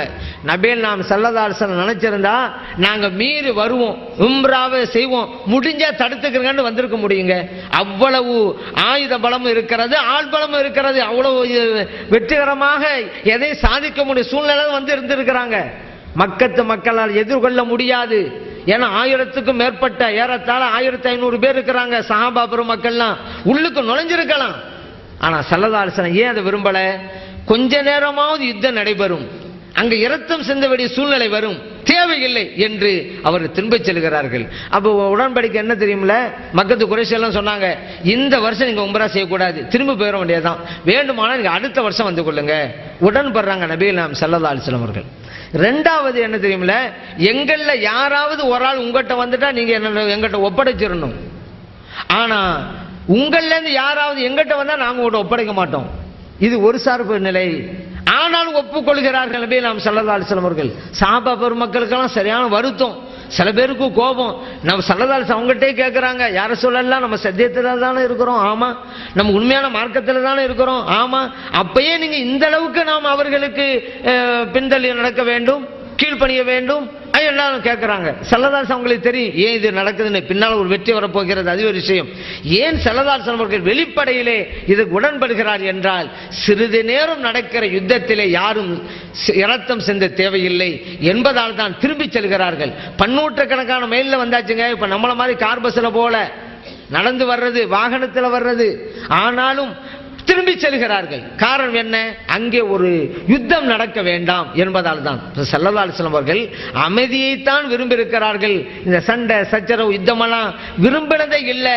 அதையும் மீறி நடந்ததற்கு காரணம் தற்காப்பு போராக அமைதியை நிலைநாட்ட வேண்டும் என்பதற்காக. ஏன்னா அல்ல குர்ஆன்ல கூட சொல்றான்ல, இந்த யுத்தம் கூட உங்களுக்கு அனுமதி வழங்கப்பட்டது எதனால, ஹத்தா லா தகூன ஃபித்னத்துன், இந்த பூமியில குழப்பம் இருக்கக்கூடாது, யுத்தம் நடைபெறுவதே ஒரு அமைதிக்காகத்தான், அதனால நீங்க செய்யுங்க என்றுதான் இறைவனும் கூட சொல்லி காட்டுகிறான். ஆனா இன்னைக்கு சஹாபா பெருமக்கள்லாம் அந்த செய்த தியாகத்தை நினைச்சு பார்க்கிறோம். நம்மள எத்தனை பேர் சண்டை போட தயாரா இருக்கிறோம்? வெளிப்படையில சண்டை ரெண்டு வகை இருக்குதுங்க. கத்தி சண்டை அப்படி ஒரு சண்டை இருக்குது, கத்தி கத்தி சண்டை போடுறது அப்படி ஒரு சண்டை இருக்குது. நம்மள நிறைய பேர் இந்த கத்தி கத்தி சண்டை போடுறதுல எல்லாம் முன்னணியில தான் இருக்கிறாங்க. கத்தி சண்டைன்னு மட்டும் சொல்லுங்க, குதிகால் படலுக்கு ஓடிடுவாங்க. இந்த வேடிக்கை பார்க்குற சண்டையெல்லாம் அதான் ரோட்ல போய்கிட்டே இருப்பாரு, ஒரு கூட்டம் இருந்தால் அது போய் நின்று வேடிக்கை பார்க்கறது. பொதுவாக பாருங்களேன், இந்த கருத்தரங்கம் கவி அரங்கம் இவைகளுக்கெல்லாம் இல்லாத ஒரு மவுசு பட்டிமன்றத்துக்கு கிடைக்கும். காரணம் என்ன, அங்கதான் அடிச்சு கொண்டு விடுவாங்க, இவன் அவனை திட்டுறது அவன் இவளை திட்டுறது, மக்கள் அதுக்கு ரொம்ப ஆர்வமா இருப்பாங்க. ரெண்டு பேரும் சண்டை போட்டுக்கிட்டா உங்களுக்கு ரொம்ப சந்தோஷம் தான். அது அங்க ரோட்டில் போனாலும் வேலையே மறந்து அது போய் வேடிக்கை பார்த்துட்டு இருக்கிறது. இப்படிதான் ஒரு ஆள் போய்கிட்டே இருந்தாரு. அந்த இடத்துல ஒரு கூட்டம், ஏன்னா ஆக்சிடென்ட்ல அடிபட்டு கிடந்ததுனால ஒரே கூட்டமா பார்த்துக்கிட்டு இருந்தாங்க. ஒரு ஆள் போய் கிட்ட போய் பார்க்கணும்னு நினைச்சாரு, முடியவே இல்லை, ஏன்னா அவ்வளவு கூட்டமாவில் இருக்குது. அதனால இவரே ஒரு தந்திரத்தை கையாடுறாரு. இப்படி சும்மா போனா உள்ளுக்கு விட மாட்டாங்க, ஒரு தந்திரத்தை கையாளலாம் அப்படின்னு சொல்லி அங்க இருந்தவங்கள சொன்னாரு, இந்த அடிபட்டு கிடக்கிறது என்னுடைய சித்தப்பாங்க அப்படின்றாரு, வழி விடுங்க. உடனே எல்லாம் வழி விட்டாங்க. அப்படி சொன்னா வழி விட்டாங்க. இவர் விறுவிறுன்னு போய் பார்த்தாரு, அங்க அடிபட்டு கிடந்தது ஒரு கழுதை. இவர் அதை கூட நினைக்கல. இவர் என்ன இப்படி ஆர்வத்தில் சில பேர் கோளாறு பண்ணிடுவாங்கன்னு வச்சுக்கிறக்க. கணவன் மனைவி சண்டை நடந்துகிட்டே இருக்குது. மனைவி சொன்னாங்க, நிறுத்துங்க சண்டை அப்படின்ட்டாங்க. கணவருக்கு ஆச்சரியம், என்ன அம்மாவே நிறுத்த சொல்லுது, என்ன விஷயம் அப்படின்ட்டு. அந்த அம்மா சொல்றாங்க, பக்கத்து வீட்டில் இப்ப சண்டை நடக்குது, அதை நம்ம பார்ப்போம், அது முடிஞ்ச பிறகு நம்ம சண்டையை தொடரலாம் அப்படிங்கிறாங்க. இப்படி சில பேர் அடுத்தவங்க சண்டை போட்டா வேடிக்கை பார்க்கறது இருக்குது. ஆனா அந்த கத்தி சண்டை உடல் உழைப்பால் நாம் செய்கிற அந்த சண்டை அப்படின்னு சொன்னாக்கா அதுல பல பேர் பின்னால தான் நிற்கிறாங்க, யாரும் முன்னுக்கு வர்றதில்லை. அந்த வீரம் என்பதெல்லாம் கொஞ்சம் கொஞ்சமாக குறைஞ்சிக்கிட்டே தான் வருது. இந்த யுத்தம் செய்வதற்கு நம்முடைய மார்க்கத்தில் அனுமதி வழங்கப்பட்டால் கூட அதிலும் கூட சில வரைமுறைகளையும் நியதிகளையும் இஸ்லாம் ஏற்படுத்துகிறது. அதான் நபிகள் நாயகம் ஸல்லல்லாஹு அலைஹி வஸல்லம் சொன்னாங்க, நீங்க சண்டைக்கு போனாக்கா அங்கு இருக்கிற பெண்களை கொல்லக்கூடாது, சிறுவர்களை கொல்லக்கூடாது என்றெல்லாம் நபிகள் நாயகம் ஸல்லல்லாஹு அலைஹி சொன்னாங்க. புகாரியிலே முஸ்லிமிலே பதிவு செய்யப்பட்ட ஹதீஸ். மேலும் அபூதாவுதில் ஒரு ஹதீஸ் பதிவு செய்யப்பட்டிருக்கு. நபிகள் நாயகம் ஸல்லல்லாஹு அலைஹி வஸல்லம் சொல்றாங்க, லா தக்துலு ஷேഖன் ஃபானியன், வயது முதிர்ந்த பெரியவர்களை கொல்லாதீர்கள், வலா திஃப்லன் ஸகீரன், குழந்தைகளையும் கொல்லாதீர்கள், வலா இம்ரஅத்தன், பெண்களை கொல்லாதீர்கள் என்று நபிகள் நாயகம் ஸல்லல்லாஹு அலைஹி சொல்றாங்க. யுத்தத்திற்கு போனால் கூட சில தர்மங்களை கடைபிடிக்க வேண்டும் என்பது இஸ்லாம் சொல்லி தருகின்ற பாடம். இன்னைக்கு சில பேர் உலகத்தில் நாங்கள் தான் சமாதானத்தை ஏற்படுத்துறோம் என்று சொல்லிக்கொண்டு குறிப்பாக இந்த அமெரிக்கா எவ்வளவு அட்டூழியங்களை செய்து கொண்டிருக்கிறது பாருங்கள். இஸ்லாத்தை போய் பயங்கரவாத மார்க்கம் என்றெல்லாம் சித்தரிக்க முனைகிறார்கள்.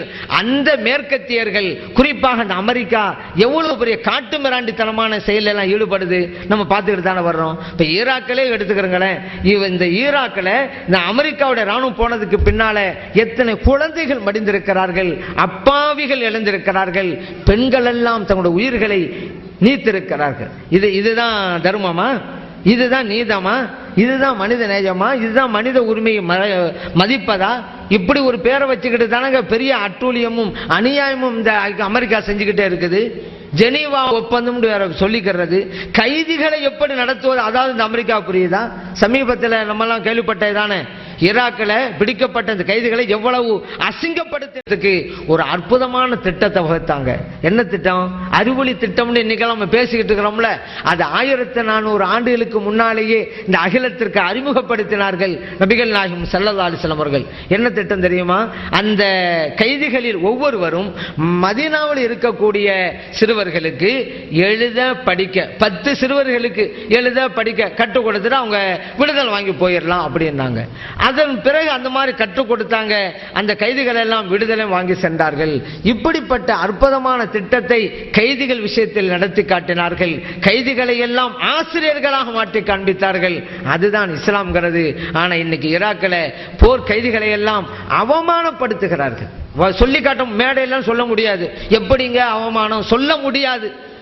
அப்படி எப்படிப்பட்ட காட்டு பிராண்டிகள் இந்த வெள்ளையர்கள், மேற்கத்தியர்கள் அப்படிங்கிறத நம்ம புரிஞ்சு கொள்ளணும்.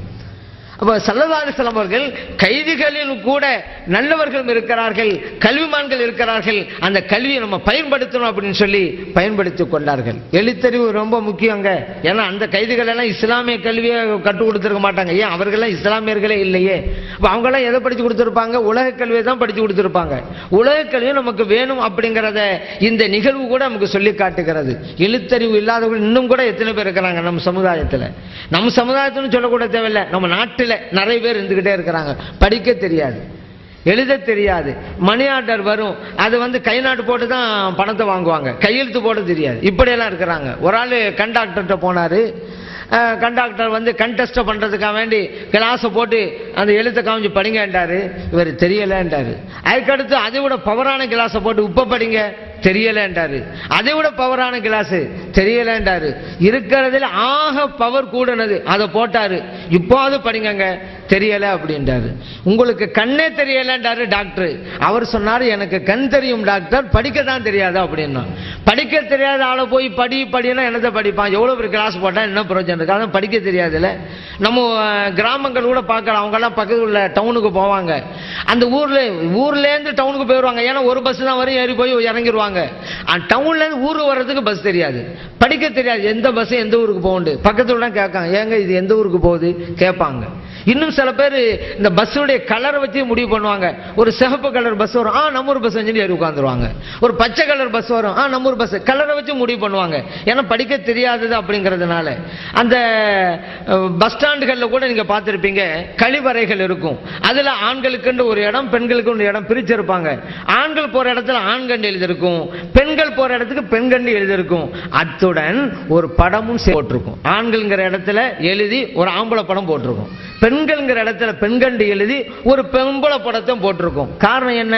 படிக்க தெரியாதவர்கள் இந்த நாட்டிலே நிறைய பேர் இருக்கிறார்கள். அப்படினாலதான் வெறுமனே எழுதுனா எப்படி படிச்சு யாரும் எங்க போக முடியும்? படத்தை பார்த்து புரிஞ்சுக்கிறோம், இது ஆம்பளை போறது, இது பொம்பளை போறது. இப்படி போட்டும் கூட சில பேர் மாறி போயிடுறான். கண்ணிருந்தும் குருடர்களாக சில பேர் இருந்துகிட்டு இருக்கான்னு வச்சுக்கிறோங்க. இப்படி அதே போல இந்த பஸ்ல ஏறி உட்கார்ந்த பிறகு கூட பெண்கள் தனியாக உட்காருவதற்கு என்று பெண்கள் பகுதின்னு ஒன்று இருக்கும். அதுல பெண்கள் எழுதி பக்கத்தில் ஒரு பொம்பளை படத்தையும் போட்டு வச்சிருப்பாங்க. ஏன்னா பஸ்ல ஏறுகின்ற எத்தனை பேர் படிக்க தெரியாம இருக்கிறாங்கல்ல, எப்படி பெண்கள் பகுதி வழங்கிடுவாங்க, அதனால பொம்பளை படம் போட்டிருக்கும். இது வரைக்கும் பரவாயில்லை. இன்னும் சில பஸ்ல இந்த பெண்கள் எழுதாம பூவையர் அப்படின்னு எழுதி வச்சிருப்பாங்க. பெண்களையே படிக்க தெரியாம உட்கார்ந்துகிட்டு இருக்கான். இது பூவையர். பூவையருக்கு எத்தனை பேருக்கு அர்த்தம் தெரியும்? இன்னும் சில பஸ்ல பார்க்கலாம், கரம் சிரம் புறம் நீட்டாதே அப்படின்னு போட்டிருப்பான். என்ன உள்ளதே படிக்க தெரியல. அப்ப கரம் சிரம் புறம்டா என்ன? பஸ்ல போறவங்கலாம் டிக்ஷனரியோட வா போறான், தமிழ் அகராத கையில் வச்சுக்கிட்டே போறான், பார்த்துக்கிட்டு மீனிங்கை பார்த்து புரிஞ்சுக்கிறதுக்கு. அட கையையும் தலையும் வெளியே நீட்டக்கூடாது எழுதி வைக்க வேண்டியது தானே சிம்பிளா? ரொம்ப அடுக்குமொழியிலையும் சுத்த தமிழ் எழுதி வைக்கிறாங்களாம், கரம் சிரம் புறம் நீட்டாது என்று. இப்படி அறியாமையிலே படிக்க தெரியாதவர்கள் இன்றைக்கு இருக்கிறாங்க. அதையெல்லாம் மாற்றுங்கிறதுனால தான் அறிவொளி திட்டத்தை உண்டு பண்ணியிருக்கிறாங்க. இதை அகிலத்திற்கு அறிமுகப்படுத்தியவர்கள் அண்ணலம் பெருமானார் நபிகள் நாயகம் ஸல்லல்லாஹு அலைஹி வஸல்லம் அவர்கள். அந்த யுத்தத்திலே கூட கைதிகளாக பிடிக்கப்பட்டவர்கள் எந்த அளவிற்கு கண்ணியத்தோடு நடத்தப்பட வேண்டும்ங்கிறத இந்த அகிலத்திற்கு சொல்லிக் கொடுக்கிறது இஸ்லாம்.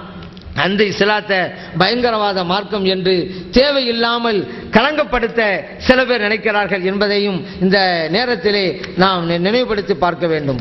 அதே போல வாளெடுத்து ஆயுதம் ஏந்தி போர் செய்வது, இதுக்கென்று ஒரு தனி சிறப்பு இருக்குது நம்முடைய மார்க்கத்தில்.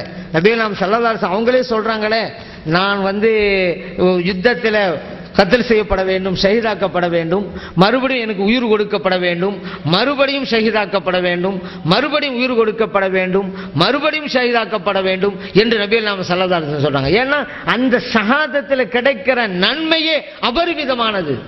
அதே போல அந்த ஷஹாதத்திலே நமக்கு கிடைக்கிற இன்பம் இருக்கிறது, பேரின்பம் அலாதியானது. அதனாலதான் ஸல்லல்லாஹு அலைஹி வஸல்லம் அவர்கள் அதை விரும்பினார்கள். இறந்து போனவர்கள் கூட ஷஹாதத்தில் உயிர் கொடுத்தாங்க. அவங்க கூட இந்த உலகத்திற்கு வருவதற்கு ஆசைப்படுவார்கள். வேற யாரும் ஆசைப்பட மாட்டாங்க. சொர்க்கத்துக்கு போனா வேற என்ன ஆசை? சொர்க்கத்துக்கு போயிட்டா இந்த உலகத்துக்கு யாரும் வர நினைக்க மாட்டாங்களாம். எந்த அளவுக்குன்னு சொன்னா, நீங்க உலகத்துக்கு வந்துருங்க, உலகத்தில் உள்ள எல்லாமே உங்களுக்கு தான், வந்துருங்க என்றாலும் வரமாட்டாங்களாம். ஏன்? சொர்க்கத்தில் இருக்காங்க, அது விட்டு எப்படி வருவாங்க? அப்படி இருக்கக்கூடிய சொர்க்கத்து வாசிகளில் இந்த உலகத்திற்கு வரலாம் என்கின்ற ஆசை ஒருவருக்கு இருக்கும் என்றால் இந்த உலகத்தில் ஷஹீதாய் உயிரை கொடுத்தாரு அவருக்கு மட்டும் இருக்கும். ஏன்னா அப்படிப்பட்ட ஒரு பேர்மிடத்தை அடைஞ்சிட்டு போயிருக்கிறாரு. உலகத்துக்கு போன அதே பேரும் இன்னொரு தடவை கிடைக்கும், நான் போறேன்னு நிற்பாரு. அவருக்கு மட்டும்தான் அந்த ஆசை இருக்கும் என்பதையும் நபிகள் நாயகம் ஸல்லல்லாஹு அலைஹி வஸல்லம் சொன்னாங்க. இப்படிப்பட்ட போர்க்களத்தில் ஈடுபடக்கூடியவரை நரகம் தீண்டாது அப்படின்னா எந்த அளவுக்கு அப்படின்னு கேட்டா, போர் களத்திலே எழுகின்ற புழுதி, அதே போல நரகத்தினுடைய புகை, இந்த இரண்டும் ஒரு மனிதனிடத்திலே ஒன்று சேராது என்றார்கள். அப்படின்னா யுத்த களத்தில் இறங்கிட்டா அந்த ஆளு நிச்சயமாக நரகத்துக்கு போகவே மாட்டாருங்கிறத நபிகள் நாயகம் ஸல்லல்லாஹு அலைஹி வஸல்லம் அவர்கள் மிக தெளிவாக சொன்னார்கள். அதே போல அந்த காலத்தில் சஹாபியத்து பெண்மணிகள் எல்லாம் தங்களுடைய மகன்களை எல்லாம் போருக்கு அனுப்பி வச்சாங்க. அவங்க ஷஹீதாயிட்டா சந்தோஷப்பட்டாங்க. இன்னும் சொல்ல போனா அவங்களுடைய மறுமை வாழ்வு எப்படி இருக்கிறதுங்கிறத அறிந்து கொள்ளும் ஆசைப்பட்டாங்க.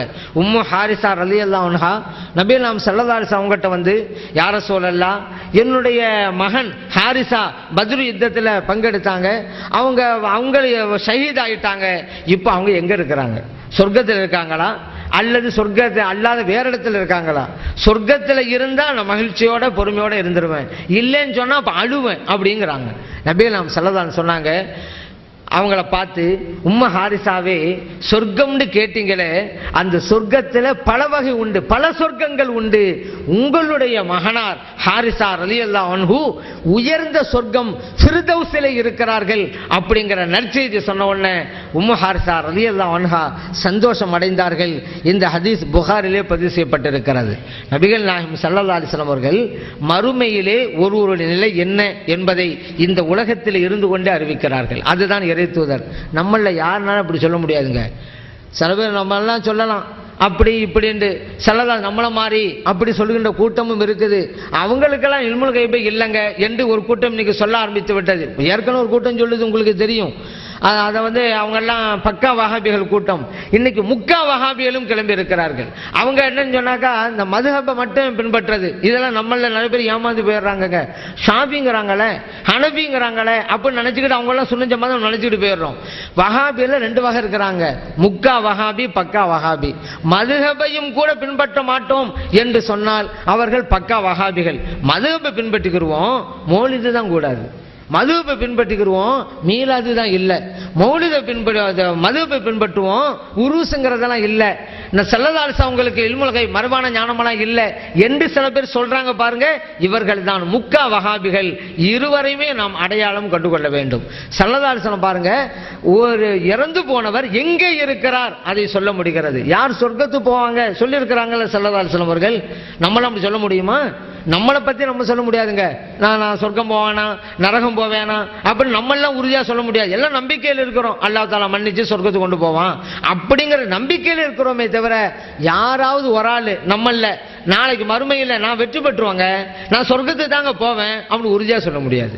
ஆனா நபிகள் ஸல்லல்லாஹு அலைஹி வஸல்லம் அவர்கள் அடுத்தவரை அடையாளம் காட்டுவார்கள். அவர் சொர்க்கவாதி என்பார்கள், இன்னொருவரை அடையாளம் காட்டி இவர்கள் நரவாதி என்பார்கள். அப்படியெல்லாம் சொல்லி இருக்கிறார்கள். எல்லாம் ஹதீஸ்ல பதிவு செய்யப்பட்டிருக்கு. அபூபக்கர் ஃபில் ஜன்னா, உமர் ஃபில் ஜன்னா, உஸ்மான் ஃபில் ஜன்னா, அலி ஃபில் ஜன்னா என்று நபிகள் ஸல்லல்லாஹு அலைஹி வஸல்லம் சொன்னாங்க. இவர்கள் எல்லாம் சொர்க்கத்துக்குரியவர்கள் என்கிறார்கள் இந்த மண்ணிலே இருந்து கொண்டு. அதே போல நரகவாதி அடையாளம் காட்டினார்கள். ஹுனைன் யுத்தத்தில் புகாரிலே பதிவு செய்யப்பட்டிருக்கிறது. இவர் நரகவாதி என்றார்கள். இஸ்லாமிய தரப்புல இருந்துதாங்க சண்டை போடுறாரு, நரகவாதிங்கிறாங்க நபிகள் ஸல்லல்லாஹு அலைஹி வஸல்லம் அவர்கள். காரணம் கடைசியில் அவர் தற்கொலை பண்ணி கொள்கிறார். ஸல்லல்லாஹு அலைஹி வஸல்லம் அவர்கள் முற்கூட்டி அறிவிக்கிறார்கள். இந்த உலகத்தில் யார் எப்படி மரணிப்பார்கள் அதையும் சொன்னார்கள் ஸல்லல்லாஹு அலைஹி வஸல்லம் அவர்கள். உஹது மலை ஸல்லல்லாஹு அலைஹி வஸல்லம் இருக்கிறாங்க, அபூபக்கர் சித்திக் ரலியல்லாஹு அன்ஹு இருக்கிறாங்க, உமர் ரலியல்லாஹு அன்ஹு இருக்கிறாங்க, உஸ்மான் ரலியல்லாஹு அன்ஹு இருக்கிறாங்க. மலை ஆடுது, ஓங்கி அடிக்கிறார்கள் தங்களுடைய காலால் அந்த மலையை. நபிகள் ஸல்லல்லாஹு அலைஹி வஸல்லம் சொன்னாங்க, உஸ்புத் உஹுத், உஹதே அசையாதே, ஏன் ஆடுகிறாய் அசைகிறாய்? உன் மேல ஒரு நபி இருக்கும்போது, உன் மேல ஒரு சித்திக் இருக்கும்போது, உன் மேல 2 ஷஹீதுகள் இருக்கும்போது எப்படி நீ ஆடலாம் என்று கேட்கிறார்கள். காலால் அடித்து ஆர்டர் போடுகிறார்கள். மலை ஆடுவதை நிறுத்துகிறது. புகாரிலே பதிவு செய்யப்பட்ட ஹதீஸ். ஸல்லல்லாஹு அலைஹி வஸல்லம் நபி என்று சொன்னாங்க, சித்திக்னு சொன்னாங்க. நபி தன்னை பத்தி சொன்னாங்க, சித்திக் அபூபக்கர் சித்திக் ரலியல்லாஹு அன்ஹு சொன்னாங்க. 2 ஷஹீதுகள் நாங்கள, மீதம் இருந்த 2 பேர் யாரு? உமர் ரலியல்லாஹு அன்ஹு, உஸ்மான் ரலியல்லாஹு அன்ஹு. இந்த 2 பேரும் ஷஹீதாக்கப்பட்டு தான் போவாங்க இந்த உலகத்தை விட்டுங்கிறத முற்கூட்டி அறிவிக்கிறார்கள். அவங்க சொன்ன மாதிரி தான் நடந்தது. உஸ்மான் ரலியல்லாஹு அன்ஹு அவர்களும் உமர் ரலியல்லாஹு அன்ஹு ஷஹீதாக்கப்பட்டு தான் இந்த உலகத்தை விட்டு போனாங்க. இதுதான் நபிகள் ஸல்லல்லாஹு அலைஹி வஸல்லம் அவர்கள். மறைவான ஞானம் உண்டுன்னு கேட்டா, அல்லாஹ் சொல்லி இருக்கிறானே நீங்க எனக்கு மறைவான ஞானம் உண்டு என்று நான் சொல்ல மாட்டேன் என்று மக்களுக்கு அறிவுங்கள் என்று. உண்மைதான், அதுல சந்தேகமே கிடையாது. அதே இறைவன் தான் இன்னொரு இடத்துல சொன்னான், ஆலிமுல் கைபி ஃபலா யுظஹிரு அலா கைபிஹி அஹதன் இல்லா மன் இர்தலா மிர் ரசூலின். இறைவனுக்கு மறைவு ஞானம் உண்டு, யாருக்கும் சொல்லிக் கொடுக்கிறது இல்ல, தன்னுடைய திருத்தூதர் ஸல்லல்லாஹு அலைஹி வஸல்லம் அவர்களுக்கு இறைவன் சொல்லிக் கொடுக்கிறான் என்று இறைவனை சூரத்தில் ஜின்னில் சொல்லி காட்டுறான்ல இறைவன். அப்ப இதுல என்ன புரியுது? ஸல்லல்லாஹு அலைஹி வஸல்லம் பார்த்து மறைவு ஞானம் உண்டு நான் உங்களுக்கு சொல்ல மாட்டேன் அப்படின்னா என்ன அர்த்தம்? நானாகவே தெரிந்ததாக எனக்கு இல்லை, நானே தெரிந்து கொண்ட மறைவு ஞானம் எனக்கு எதுவுமே கிடையாது என்று சொல்லுங்க. அப்ப எப்படி தெரிந்தது? இறைவன் சொல்லிக் கொடுத்து தெரிந்தது. இப்படிதான் நம்ம பிரிக்கிறோம். தானாக தெரிந்ததுங்கிறது ஸல்லல்லாஹு அவங்களுக்கு இல்ல, அல்லாஹ்வுக்கு தான். இறைவனால் சொல்லிக் கொடுத்து தெரிந்தது நபிகள் ஸல்லல்லாஹு அலைஹி வஸல்லம் அவங்களுக்கு. அல்லாஹ்வே குர்ஆன்ல சொன்னது. இப்ப மறுக்கலாமா? நான் 6665 வசனத்தை ஒப்புக்கொள்றேன், ஒரு வசனத்தை மட்டும் ஒப்புக்கொள்ள மாட்டேன்டாரு. அவர் வெற்றி பெற முடியுமா? அவர் மூமினாக இருக்க முடியுமா? இறைவன் குர்ஆன்ல தெளிவா சொல்லிட்டானே, நான் சொல்லிக் கொடுத்த மறைவு ஞானம் ஸல்லல்லாஹு அலைஹி வஸல்லம் அவங்களுக்கு உண்டு, அது எப்படி மறுக்க முடியும்? அப்படி ஞானம் இருக்க போய் தானே சொல்றாங்க. யார் மௌத்தா போவாங்க, யாரு எப்படி போவாங்க, யாரு சொர்க்கத்துக்கு போவாங்க, யார் நரகத்துக்கு போறாங்க சொன்னாங்கல்ல. முன்பின் போறது கூட சொன்னாங்களே. நபிகள் ஸல்லல்லாஹு அலைஹி வஸல்லம் கிட்ட ஒரு பெண்மணியார் வர்றாங்க, இஸ்லாமிய பாடத்தை கற்றுக்கொள்றாங்க. அவங்க சொந்த ஊருக்கு திரும்பி போகும்போது, யார சொல்லலாம் மறுபடியும் நான் இங்க வந்து நீங்க இல்லைண்டா நான் யார்கிட்ட போய் இஸ்லாமிய பாடத்தை பெற்றுக்கொள்வது? நபிகள் ஸல்லல்லாஹு அலைஹி வஸல்லம் சொல்றாங்க, ஃபைல்லம் தஜிதீனி ஃபஅதி அபூபக்கர், நீ வருகை தருகின்ற போது நான் இல்லைன்னு சொன்னா அபூபக்கர் சித்திக் ரலியல்லாஹு அன்ஹு அவங்கள்ட்ட போய் இஸ்லாமிய பாடத்தை நீங்க பயின்று கொள்ளுங்கள். புகாரிலே பதிவு செய்யப்பட்ட ஹதீஸ். அப்படின்னா என்னங்க அர்த்தம்? ஸல்லல்லாஹு அலைஹி வஸல்லம் அவங்க நான் தான் முன்னால போயிருவேன் இந்த உலகத்தை விட்டு, அதுக்கு பிறகு அபூபக்கர் சித்திக் ரலியல்லாஹு அன்ஹு வாழ்வார்கள், அவர்களுடைய மரணம் பின்னால் தான் அப்படிங்கிறத எவ்வளவு தெளிவாக சொல்லி காட்டியிருக்கிறார்கள். நான் இல்ல விட்டா அங்கே வா என்றா என்ன அர்த்தம்? நான் முதலா ஃபர்ஸ்ட் மௌத்தா போயிருவேன், அதுக்கு அடுத்து தான் அபூபக்கர். எவ்வளவு தெளிவாக இருக்கிறது புகாரில. நம்மளாம் அப்படி சொல்ல முடியுமா? நான் ஃபர்ஸ்ட் போயிருவேன், என் நண்பர் ரெண்டாவதா தான் மௌத்தா போவாரு, நம்ம சொல்ல முடியுமா? இல்ல என் நண்பர் ஃபர்ஸ்ட் மௌத்தா போயிருவாரு, நான் பின்னால்தான் மௌத்தா போவோம், நம்ம சொல்ல முடியுமா? நபிகள் நாம் ஸல்லல்லாஹு எவ்வளவு தெளிவாக சொல்கிறார்கள். அது ஒன்னிலேயே அவர் இறைத்துவது என்பது புரிகிறதா இல்லையா? யார் முந்தி யார் பிந்தி என்பதை அறிந்து வைத்திருக்கிறார்களா இல்லையா? அல்லாவுக்குள்ள ஞானம் இருக்குன்னு சொன்னீங்களாக்கா அல்லாவும் அல்லா ரசூலும் ஒன்னா இருறாங்களே. அப்படி சில பேர் இந்த கல்வி ஞானம் இல்லாதவர்களை எல்லாம் வழிகெடுப்பதற்காக அப்படி சொல்லுவாங்க.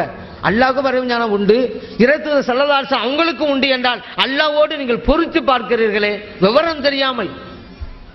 அல்லாவுக்கு இருக்கிறதெல்லாம் நமக்கு இருக்குன்னு சொல்லிட்டாலும் நம்ம அல்லாஹ் மாறிடுவோமா? அல்லாஹ் கேட்கறான், நம்மளும் தான் கேட்கிறோம். அல்லாஹ் பார்க்கறான், நம்மளும் தான் பார்க்கிறோம். அல்லாஹ் நம்மளும் ஒன்னாயிட்டோமா? இப்படி சொல்லக்கூடியவர்கள் பார்த்து சொல்லுங்க, அல்லாஹ் மௌலானாங்கிறான். நமக்கெல்லாம் மௌலானா அல்லாங்க. குர்ஆன்ல அல்லாஹ் சொல்றான் அந்த மௌலானா, நம்ம சொல்றோம்ல.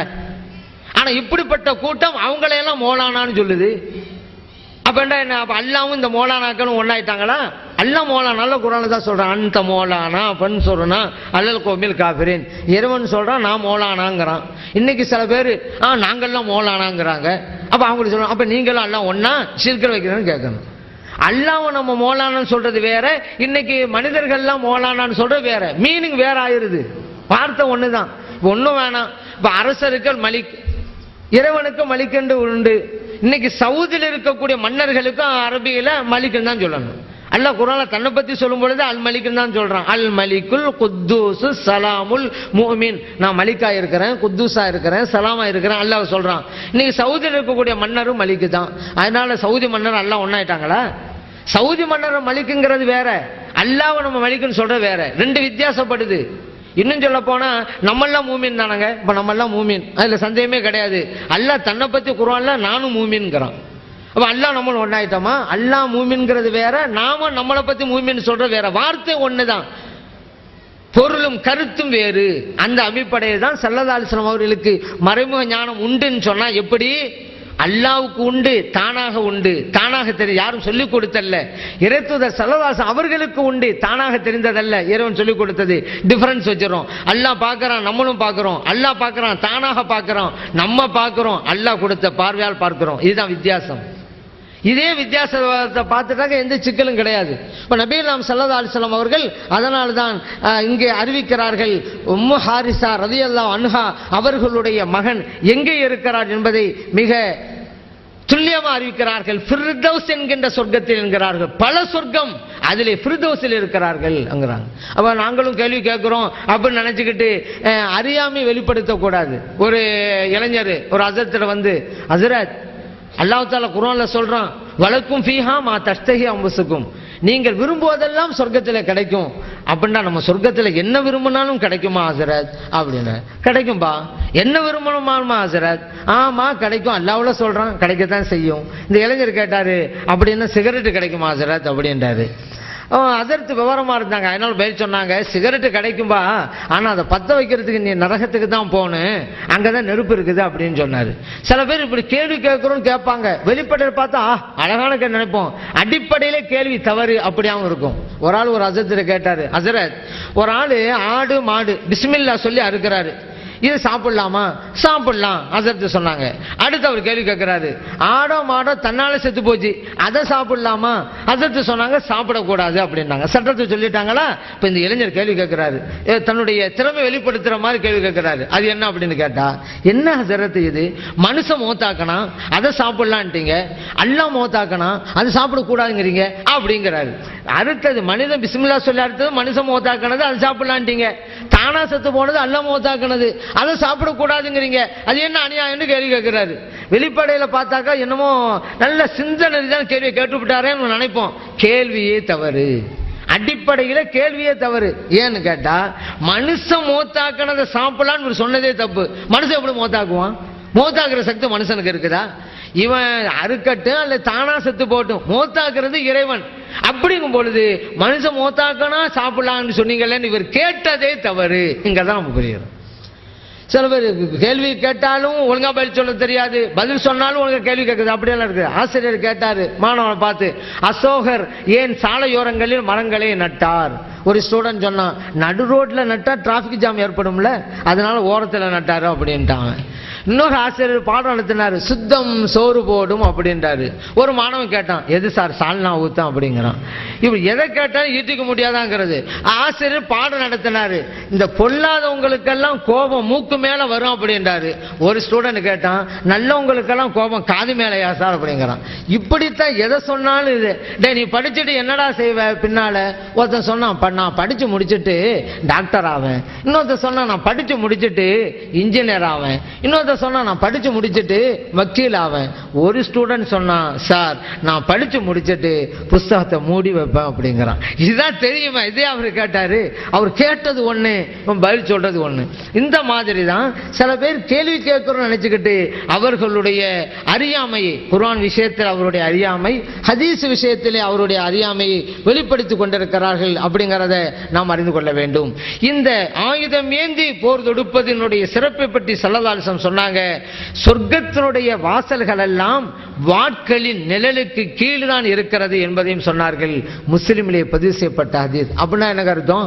சொர்க்கத்தின் வாசல்கள் என்கிறார்கள். அப்படின்னா ஒரு ஷஹீது சொர்க்கத்துக்கு போது முடிவு பண்ணிட்டா எந்த வாசல் வழியாகவும் போகலாம், அவ்வளவு வாசல்களும் திறக்கப்பட்டிருக்கும் அப்படிங்கிற அர்த்தம். நிச்சயமா ஒரு சொர்க்கம் போவாரு அப்படிங்கிறதே ஸல்லல்லாஹு அலைஹி வஸல்லம் சொல்றாங்க. எந்த அளவுக்கு இதுல ஏதோ ஒரு வகையில உதவி செய்திருந்தால் கூட நன்மை கிடைக்கும். பாருங்களேன், ஒரு சஹாபி வஃபாத் ஆயிட்டாங்க, இஸ்லாத்தை ஏற்றுக்கொண்டவர் தான், சில தவறுகளை செய்தவர், இஸ்லாத்தை ஏற்றுக்கொண்டவர். அதனால ஸல்லல்லாஹு அலைஹி வஸல்லம் தொழுகையை நடத்துவதற்காக போய் நிற்கிறார்கள். உமர் ரலியல்லாஹு சொன்னாங்க, யா ரசூலல்லாஹ் லா துஸல்லி அலைஹி, அவருக்கு நீங்க தொழுகை நடத்தாதீங்க. இன்னும் ரஜுல் ஃபாஜிர், எவ்வளவு பெரிய தப்பெல்லாம் பண்ணிருக்கிறார் தெரியுமா அவருக்கு நீங்க தொழுகை நடத்த வேணாம் அப்படின்னாங்க. நபி ஸல்லல்லாஹு அலைஹி வஸல்லம் அந்த சபையில ஒரு கேள்வி வைக்கிறாங்க, அருமை தோழர்களே, இந்த நபர் இஸ்லாத்திற்காக ஏதாவது நல்ல காரியம் செய்து அதை நீங்க பார்த்திருக்கீங்களா? ஒரு தோழர் சொன்னாங்க, யார சொல்லலாம், ஒரு யுத்தத்தின் போது இரவு நேரத்தில் வீரர்களுக்கு பாதுகாப்பாக இருந்தார், அந்த ஒரு நல்ல காரியத்தை செய்தார், அது எனக்கு தெரியும். நாங்க நபிகள் நாம ஸல்லல்லாஹு அலைஹி வஸல்லம் உடனே தொழுகை நடத்தினாங்க. அடக்க செஞ்சதுக்கு பின்னால தன்னுடைய கையாலேயே மண்ணெடுத்து அந்த கபரிலும் போட்டாங்க. பின்பு சொன்னாங்க, அருமை தோழர்களே, ஒருவருடைய விஷயத்தில் தனிப்பட்ட முறையில் இவர் என்ன செஞ்சாரு போனாரு அதை நீங்க இப்ப சொல்லிட்டு இருக்காதீங்க, இஸ்லாத்திற்காக என்ன செய்தார் அதை பாருங்க என்ற நபிகள் நாயகம் ஸல்லல்லாஹு அலைஹி வஸல்லம் அவர்கள் சொன்னார்கள். இதுல என்ன புரியுறோம்? அந்த நேரத்தில் இன்னொரு வார்த்தையை சொன்னாங்க. அந்த கபரை பார்த்து, அந்த அடக்கம் செஞ்ச அந்த மையத்தை பார்த்து பேசுறாங்க நபிகள் நாயகம் ஸல்லல்லாஹு அலைஹி வஸல்லம், அருமை தோழரே, அஸ்ஹாபுக்க யதுன்னூன அன்னக மின் அஹ்லின்னார், உங்களுடைய நண்பர்கள் எல்லாம் என்ன நினைக்கிறாங்க, நீங்க செஞ்ச தப்ப நினைச்சுக்கிட்டு நரகத்துக்கு தான் போவீங்க அப்படின்னு நினைச்சுக்கிட்டு இருக்கிறாங்க. வான ஷஹீதுன், ஆனா நான் உங்களுக்கு சாட்சி சொல்றேன், அன்னக மின் அஹ்லில் ஜன்னா, நீங்க சொர்க்கவாசி என்றார்கள் நபிகள் நாயகம் ஸல்லல்லாஹு அலைஹி வஸல்லம். காரணம் என்ன? அவர் செய்து சாதாரண செயல் அல்ல, இறைவனுக்காக நடத்தப்பட்ட யுத்த களத்தில் இரவு நேரத்தில் வீரர்களுக்கு பாதுகாப்பாக ஏதோ ஒரு வகையிலே அந்த ஜிஹாதிலே பங்கெடுத்து விட்டார், அவர் சொர்க்கம் தான் செல்வார் என்பது நபிகள் நாயகம் ஸல்லல்லாஹு அலைஹி வஸல்லம் அவர்களுடைய கூற்றாக இருக்கிறது. அதே போல பாருங்க, நபிகள் நாயகம் ஸல்லல்லாஹு அலைஹி வஸல்லம் அவர்கள் இந்த ஷஹீதுடைய மேன்மைகளை விவரிக்கின்ற போது சொன்னாங்க, 4 வகையினர் இருக்கிறார்கள். அவர்களில் ஒரு வகை ஷஹீத் யார் தெரியுமா? ஜய்யுதுல் ஈமான், அப்பழுக்கற்ற ஈமானை பெற்றவர். அவர் இறைவனுக்காக யுத்த களத்திலே நுழைந்தார், களம் புகுந்தார், எதிலோடு போரிட்டார், தன்னுடைய உயிரே நீத்தார். இறைவன் இவருடைய தரஜாவை உயர்த்திடுவான் மறுமையில. எப்படி தெரியுமா? மற்றவர்களெல்லாம் தங்களுடைய கண்களை உயர்த்தி பார்க்க வேண்டும், சும்மா நேருக்கு பார்த்தா கிடைக்க அந்த அளவுக்கு உயர்த்திருப்பான் இறைவன் அப்படின்னு சொல்லிவிட்டு செஞ்சு காமிக்கிறாங்க நபிகள் நாயகம் ஸல்லல்லாஹு அலைஹி வஸல்லம் அவர்கள். ஹாகதா, இப்படித்தான் சொல்லி ரஃபா ரஸஹு, தங்களுடைய தலையை உயர்த்தினார்கள். இப்படி உயர்த்தினாங்கல்ல, ஹத்தா வகாத் கலன்சுவத்துஹு, அவர்கள் அணிந்திருந்த அந்த தொப்பி கீழே விழுந்து விட்டது. இது திருமதியிலே பதிவு செய்யப்பட்ட ஹதீஸ். அப்ப ஸல்லல்லாஹு அலைஹி வஸல்லம் ஒரு ஷஹீதனுடைய தரஜா எந்த அளவுக்கு இருக்குங்கிற செஞ்சே காமிக்கிறாங்க. இப்படிதான் எல்லாம் பார்ப்பாங்க, அந்த உயர்வாக இருப்பார். செய்து காட்டுகின்ற போது தொப்பி கீழே விழுகிறது என்றால் நபிகள் நாயகம் ஸல்லல்லாஹு அலைஹி வஸல்லம் அவர்கள் சாதாரண டயத்திலும் கூட அவர்கள் தொப்பி அணிந்தவர்களாகத்தான் காட்சி அளித்திருக்கிறார்கள் அப்படிங்கிறத நம்ம பார்க்கிறோம். நபிகள் நாயகம் ஸல்லல்லாஹு அலைஹி வஸல்லம் தொழும்போது அப்படித்தாங்க. இப்னு அப்பாஸ் ரலியல்லாஹு அன்ஹு அறிவிக்கிறாங்கல்ல, நபிகள் நாயகம் ஸல்லல்லாஹு அலைஹி வஸல்லம் தொப்பி போட்டு தான் தொழுவாங்க. ஒரு சில கட்டங்களில் தொப்பி கலட்டி முன்னால் வைத்திருக்கிறார்கள். எந்த கட்டத்தில்? சுத்திரத்து இல்லாத கட்டத்திலே. இப்னு அசாக்கிர் ஹதீஸ் கிதாபில் இது பதிவு செய்யப்பட்டிருக்கு. சுத்திரத்துனா என்ன?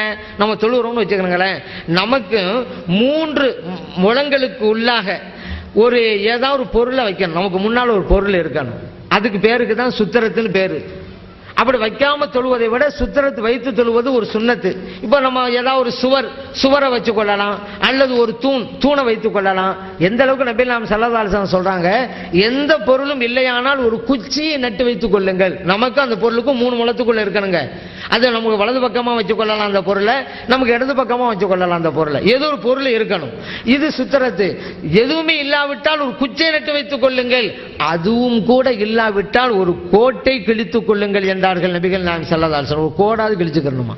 அந்த அளவுக்கு சுத்திரத்துக்கு நம்முடைய மார்க்கத்தில் ஒரு முக்கியத்துவம் இருக்கிறது. அதனால அப்படி சுத்திரத்தாக வைக்க எதுவுமே இல்லாத கட்டத்தில் நபிகள் நாயகம் ஸல்லல்லாஹு அலைஹி வஸல்லம் அவர்கள் தங்களுடைய தொப்பியை கலட்டி சுத்திரத்தாக பயன்படுத்துவார்கள். இப்னு அப்பாஸ் ரலியல்லாஹு அன்ஹு இருக்கிறாங்க. இதுல நம்ம என்னங்க புரிகிறோம்? ஸல்லல்லாஹு அலைஹி வஸல்லம் அவர்கள் பெரும்பாலான கட்டங்கள் எல்லாம் தொப்பி அணிந்துதான் தொழுதிருக்கிறார்கள். சில கட்டங்கள் மட்டுமே அவர்கள் கீழே கழட்டி வைத்திருக்கிறார்கள். அதனாலதான் தொப்பி இல்லாவிட்டாலும் தொழுக கூடும் நம்ம சொல்ல காரணமே அதனாலதான். ஆனா இதை கூட சரியா புரியாம தொப்பியை கழட்டி வைத்தார்கள். அதுல என்ன புரிகிறது? இப்படிதான் யோசிக்கிறாங்க. அவர் கண்ணாடி போடுவார்லங்க, ஆமா எப்போலாம் போட்டிருப்பாருங்க. ஒரு ஆள் சொல்றாரு, அவர் குளிக்கும் போது தாங்க அவர் கழட்டுவாரு அப்படின்னு. அப்படி என்னங்க புரியுவோம்? மற்ற எல்லாரும் போட்டுக்கான்னு அர்த்தம். இந்த வஹாபியர் மட்டும் எப்படி தெரியுமா புரிவாங்க? என்னங்க எப்போ போடுவான்னு நான் கேட்டு நீங்க கலட்டுவாங்கன்னு சொல்றீங்களேங்கிறார். அட என்ன, குளிக்கும் போதுதான் கலட்டுவாங்க என்றாலே எப்போதும் போடுவாங்கன்னு அர்த்தம். சுத்திரத்தாக வைப்பதற்கு மட்டுமே சில கட்டங்களில் கலட்டி இருக்கிறார்கள் சொல்லும் பொழுதே மற்ற எல்லா கட்டங்களையும் போட்டுத்தான் தொழுதிருக்கிறார்கள். எவ்வளவு பெரிய தெளிவான வாசகம் இது. இன்னும் சொல்ல போனா புகாரிலே இருக்குதுல்ல, புகாரிமா ஒரு பாடத்தை அமைக்கிறாங்க. என்னன்னு கேட்டா, சஹாபா பெருமக்கள் எல்லாம் தொழும் பொழுது கடுமையான வெப்ப காலமாக இருந்தா சஜிதா செய்யும் பொழுது நெத்தி கீரை வைப்போம்ல, அந்த வெப்பம் நெற்றியை சுட்டரித்து விடும். அவ்வளவு கடுமையான வெயில் அடிக்கும் அரபு நாட்டில். உள்ளுக்கு தொழுத பிரச்சனை இல்லை, வெளியே போறோம் வர்றோம், வெயில் கடுமையான வெயில், சஜிதா செய்யறதா தான் நெத்தி தடை வைக்க முடியாது. இந்த கட்டத்தில் தான் சஹாபா பெருமக்கள் என்ன செய்வாங்களாம், தாங்கள் போட்டிருக்கிற தலப்பாக எடுத்து கீழே வைத்துக் கொள்வார்கள், தாங்கள் போட்டிருக்கிற தொப்பியை கழட்டி கீழே வைத்துக் கொள்வார்கள். சஜிதா செய்யும் பொழுது தங்களுடைய நெற்றியை அந்த தலப்பாக்கு மேலேயோ தொப்பிக்கு மேலேயோ வைப்பாங்க. இது யார் சொல்றது? புகாரி இமாமே சொல்றாங்க. அப்ப இந்த வெப்பத்தின் போது கலட்டி கீழே வைப்பார்கள் என்று சொல்லும் பொழுது மற்ற சமயங்கள் எல்லாம் போட்டுத்தான் சொல்லியிருக்கிறார்கள். எவ்வளவு தெளிவாக இருக்குது. அல்லாஹ்வே குர்ஆன்ல சொல்றான்ல, ஹுது ஸீனத்தக்கும் இன்த குல்லி மஸ்ஜிதின், நீங்கள் தொழுகைக்கு வந்தால் பள்ளிக்கு வரும்போது அலங்காரத்தோட வாருங்கங்கறான்ல. கூடுமா கூடாதா? அதுவும் தொப்பி போடாவிட்டாலும் தொழுக கூட தானங்க செய்யும். தொப்பி போட்டாலும் தான் தொழுக கூடும். ஏன் போட மாட்டேன்னு அடம் பிடிக்கிறீங்க? போட்டு தொழுதாலும் கூட தானே செய்யும். இது அவசியமா? சட்டம் போடுறது அவசியமா? போட்டுட்டு வந்துட்டீங்கல்ல, ஏன் பெனியனோட வந்திருக்கலாம்ல? இன்னும் சொல்ல போனா பெனியன் இல்லாமலும் வரலாமே. ஏன் சட்டை போட்டு வர்றோம்? ஒரு அலங்காரத்துக்கு தானே.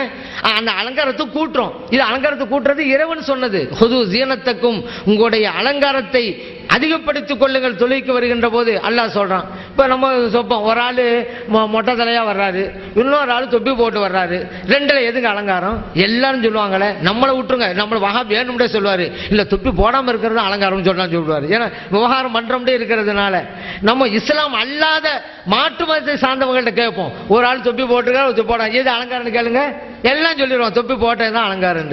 இப்ப நபிகள் நாயகம் ஸல்லல்லாஹு அலைஹி வஸல்லம் அவர்கள் அதை அமுல்படுத்தி காட்டுகிறார்கள். அல்லாஹ்வும் அலங்காரத்தோடு வாருங்கள் என்கிறான். அதையும் மீறி நான் இப்படித்தான் வருவேன் அடம் பிடிக்கணும். ஒரு நல்வணக்கத்தை சிறந்த முறையிலே நிறைவேற்ற வேண்டும், அதுதான் நல்லது. இதுக்கு நம்ம அடம் பிடிக்க தேவையில்லை, நான் இப்படி இருப்பேன் அப்படி இருக்கேன். ஏன்னா விவகாரம் பண்ணா எதுக்கு வேணாலும் விவகாரம் பண்ணலாம். சில பேர் அப்படித்தான். ஒரு தந்தை மாணவர்கிட்ட உபதேசம் பண்ணுவாரு, தன்னுடைய மகன்கிட்ட உபதேசம் பண்ணாரு, அப்போ விவகாரம் பண்ணுவான். எப்படின்னு கேட்டாக்கா, மகனுக்கு உபதேசம் பண்ணாரு, டேய் இப்ப நீ ஒழுங்கா படிக்காவிட்டா நாளைக்கு நீ நடு ரோட்ல தான் நிப்ப அப்படின்றாரு. உடனே அவன் கேட்டான், வாப்பா இந்த டிராபிக் போலீஸ் எல்லாம் ஒழுங்கா படிக்காதவங்க தானே அப்படின்னு கேட்கறான். அப்புறம் அவன் இந்த வயிற்று வலின்னு சொன்னான். வாப்பா எனக்கு வயிற்று வலிக்குதா அப்படின்னா, இவர் சொன்னார் வயிற்றுல ஒண்ணும் இல்லாவிட்டா அப்படித்தான்டா வலிக்கும் அப்படின்றாரு. உடனே இவன் கேட்கறான், அப்ப நீங்க நேற்று தலைவலி நீங்கள் அதுவும் அப்படித்தானா அப்படிங்கிறான். இப்படி எதையும் சொல்ல விட மாட்டாங்கிறான். விவகாரம் பண்ணணும் முடிவுக்கு வந்துட்டேனால. இந்த மார்க்க விஷயத்துல சில பேர் இப்படிதான் விவகாரம் பண்ணிக்கிட்டே இருக்கிறது. எது சிறந்ததோ அதை செய்ய வேண்டும், அதில் தான் வெற்றி இருக்கிறது. நபிகள் நாயகம் ஸல்லல்லாஹு அலைஹி வஸல்லம் அவர்கள் ஒரு ஷஹீதினுடைய சிறப்பை பற்றி சொல்லுகின்ற போது அவர் அவர்கள் அணிந்திருந்த தொப்பி கீழே விழுந்தது அப்படிங்கிறத இந்த ஹதீஸ் மூலம் நம்ம பார்க்கிறோம். மேலும் நபிகள் நாயகம் ஸல்லல்லாஹு அலைஹி வஸல்லம் சொன்னாங்க, மூமின்களுக்கும் இறை மறுப்பாளர்களுக்கும் வேறுபாடே தொப்பின்னு தான் சொன்னாங்க. ஃபர்கு மா பைனனா வ பைனல் முஷ்ரிகீன் அல் அமாயிமு அலல் கலானிஸ் அப்படினாங்க. நமக்கும் இறை மறுப்பாளர்களுக்கு மத்தியில் இருக்கிற வெளிப்படை வேறுபாடு தொப்பிக்கு மேலே தலப்பாகை அணிவது. திருமிதியில தான் இந்த ஹதீஸ் பதிவு செய்யப்பட்டிருக்கு. ஏன்னா அந்த அரபு நாட்டில் இந்த அரபு மக்கள்லாம் என்ன செஞ்சாங்க, எல்லாம் தலைப்பாக அணிகிற வழக்கத்தில் தான் இருந்தாங்க. ஏன்னா அந்த அளவுக்கு வெயில். ஒரு பகுதியினுடைய ஆடை அந்த பகுதியில் இருக்கக்கூடிய தட்பவெப்ப நிலையை வைத்து தாங்க அமையும். இதை நம்ம கண்டது பாருங்க. கேரளாவில் ஒரு வகையான ஆடை, தமிழ்நாட்டில் ஒரு வகையான ஆடை, யூபியில் ஒரு வகையான ஆடை, ராஜஸ்தானுக்கு போங்க எல்லாமே தலப்பாக அணிஞ்சிட்டு தான் இருப்பாங்க. இஸ்லாம் அல்லாதவர்கள் கூட தலப்பாக கட்டி உட்கார்ந்துருப்பாங்க. ஏன்னா அது பாலைவன பகுதி, வெயில தலையை பாதுகாக்கணுங்கிறதுனால. அரபு நாட்டு மக்கள் கூட தலப்பா அணிஞ்சிருந்தாங்க. இஸ்லாம் வருது, சில பேர் இஸ்லாத்தை ஏற்கிறாங்க, சில பேர் இஸ்லாத்தை ஏற்கல. இந்த கட்டத்தில் இஸ்லாத்தை ஏற்றவர்களும் தலப்பா அணிஞ்சிருக்கிறாங்க, ஏற்காதவர்களும் தலப்பா அணிஞ்சிருக்கிறாங்க. நபிகள் நாயகம் ஸல்லல்லாஹு அலைஹி வஸல்லம் அவர்கள் ஒரு வித்தியாசத்தை உண்டு பண்ண நினைக்கிறாங்க. அதனால தான் சொன்னாங்க, நீங்க தொப்பி போட்டு தலப்பா அணிங்க. ஏன்னா இறை மறுப்பாளர்கள் தலப்பா மட்டும் தான் கட்டிக்கிட்டு இருக்கிறாங்க, நீங்க தொப்பியை போடுங்க, அதுக்கு மேல தலப்பாடுங்க, உங்களுக்கு வித்தியாசமாகி போச்சு என்று ஸல்லல்லாஹு அலைஹி வஸல்லம் சொல்லி தருகிறார்கள். அப்ப இஸ்லாத்தினுடைய அடையாளமாக நபிகள் நாயகம் ஸல்லல்லாஹு அலைஹி வஸல்லம் அவர்கள் இந்த தொப்பி காட்டியிருக்கின்ற போது நான் போடவே மாட்டேன் என்று அடம் பிடிக்கலாமா? யதார்த்தமா நடக்கிறதுங்க வேற, எல்லாருக்கும் நடந்துகிட்டு இருக்கு. ஆனா இதையும் ஒரு கொள்கையாக நம்மளை யார் எல்லாம் அடையாளம் பார்க்கட்டும். அதே போல சிலர் வந்தா கையை ஆட்டிக்கிட்டே இருக்கிறது, நம்மளை யார் இவங்கெல்லாம் புரிஞ்சுக்கிறட்டும். என்ன புரிவாங்க? மார்க்க ஞானம் இல்லாதவனு உங்களை பத்தி புரிவாங்க, சட்டத்திட்டம் தெரியாதுன்னு புரிவாங்க, சுண்ணத்தை பேணாதவங்க என்ன நினைக்கிறது, எல்லாம் நம்மளை அடையாளம் பார்த்துக்கிட்டு ஒரு இன்னார் தான் நினைச்சுக்கிட்டு இருக்கிறாங்க. ஒன்றும் தெரியாதவர் தொழுகையிலும் கூட குழப்பத்தை செய்ய வந்து விட்டார் என்று தான் உங்களை அடையாளம் பண்ணுவாங்க. அதனால மார்க்கம் முறையாக எதை செய்ய சொல்கிறதோ அதை செய்ய வேண்டும், அதில் சிறப்பு இருக்கிறது என்பதை நினைவில் வைக்க வேண்டும். நபிகள் நாயகம் ஸல்லல்லாஹு அலைஹி வஸல்லம் அவர்கள் காட்டி தந்த இந்த மேலான ஜிஹாதிலே வீரம் மிக முக்கியமாக வேணும். நான் ஏற்கனவே சொல்லியிருக்கிறேன், நம்மள சில பேருக்கு வீரம் அப்படி என்றாலே சும்மா பேச்சில் தான் இருக்கும், செயல வராது. ஆனால் நம்முடைய முன்னோர்கள்லாம் பாருங்க எப்படிப்பட்ட வீரர்கள்லாம் இருந்திருக்கிறார்கள். உதாரணத்துக்கு திப்பு சுல்தான், அந்த வீரராக இருந்ததற்கு ஒரு பின்னணி இருக்கும், அதற்காக சொல்ல வர்றேன். திப்பு சுல்தான் மைசூர் வேங்கை ஒரே நேரத்தில் பல பேரை வீழ்த்த முடியும், அப்படி வீழ்த்தினார்கள். அவங்களுடைய நண்பர்கள்லாம் அவங்க தாயார்ட்ட வந்து, உங்க மகனார் எவ்வளவு பெரிய வீரரா இருக்கிறாரு, ஒரே நேரத்தில் பலரை அடிச்சு வீழ்த்துறாரு, ஆச்சரியமா பேசினாங்க. அவங்க தாயார் சொன்னாங்க, அன்பர்களே பிள்ளைகளா உங்க இதுல என்ன ஆச்சரியம் இருக்குது, நீங்க தான் ஆச்சரியப்படுறீங்க, ஆனா நான் ஆச்சரியப்பட மாட்டேன். ஏன் தெரியுமா? என் பிள்ளைய வளர்த்த விதம் அப்படி. என் பிள்ளை சின்ன குழந்தையா இருந்த போது பால் கொடுத்து தானே வளர்த்தேன். எப்படி தெரியுமா பால் கொடுப்பேன்? ஒது செஞ்சுட்டு தானே பால் கொடுப்பேன் அப்படின்னா. நான் ஒது செஞ்சுட்டு தான் என் குழந்தைக்கு பால் கொடுத்தேன், என் பிள்ளை குழந்தையா இருந்த போது. அது மட்டும் இல்ல, சலவாத்தை சொல்லி சொல்லி பால் கொடுத்து வளர்த்தேன். இப்படி நான் வளர்த்த குழந்தை வீரம் செறிந்தவனாகத்தான் இருப்பான் என்று அந்த தாயார் சொன்னார்கள். அப்ப நாம அப்படி குழந்தைகளை வளர்க்க வேண்டும். ஏன்னா நம்முடைய பிள்ளைகள் பெரியவங்களை ஆகுவதற்கு காரணம் யாரு? தாயும் தந்தையும் தானே. கௌசல் ரலியல்லாஹு அன்ஹு அவங்க பின்னால மிகப்பெரிய அளவுக்கு உயர்ந்துட்டாங்க. மற்றவங்களாம் கேட்டாங்க, எப்படி இந்த தரஜாவை நீங்க அடைஞ்சிங்க அப்படின்னு சொல்லி. கௌசல் ரலியல்லாஹு அன்ஹு சொன்னாங்க, எனது தாயார் எனக்கு வழங்கிய 2 உபதேசங்கள், அதை வச்சுதான் இந்த அளவுக்கு நான் உயர்ந்தேன் அப்படின்னாங்க. ஒன்று, அன்பு மகனே, நீ என்ன பேசினாலும் யாரிடம் பேசினாலும் எதை பேசினாலும் உண்மையைத்தான் நீ பேசணும் அப்படின்னு, பொய் பேசிடாத அப்படின்னாங்க. அதனால நான் அப்படி நடந்துக்கிட்டேன், அல்லாஹ் இந்த அளவுக்கு உயர்த்திட்டான். அடுத்து என் தாயார் சொன்னாங்க, அன்பு மகனே நீ ஹலாலான உணவை தான் சாப்பிடணும், ஹராம சாப்பிடக்கூடாது அப்படின்னாங்க. அதையும் நான் அமுல்படுத்தினேன், அதனால அல்லாஹ் தஆலா என்னை உயர்த்திட்டான் அப்படின்னாங்க. பாத்தீங்களா?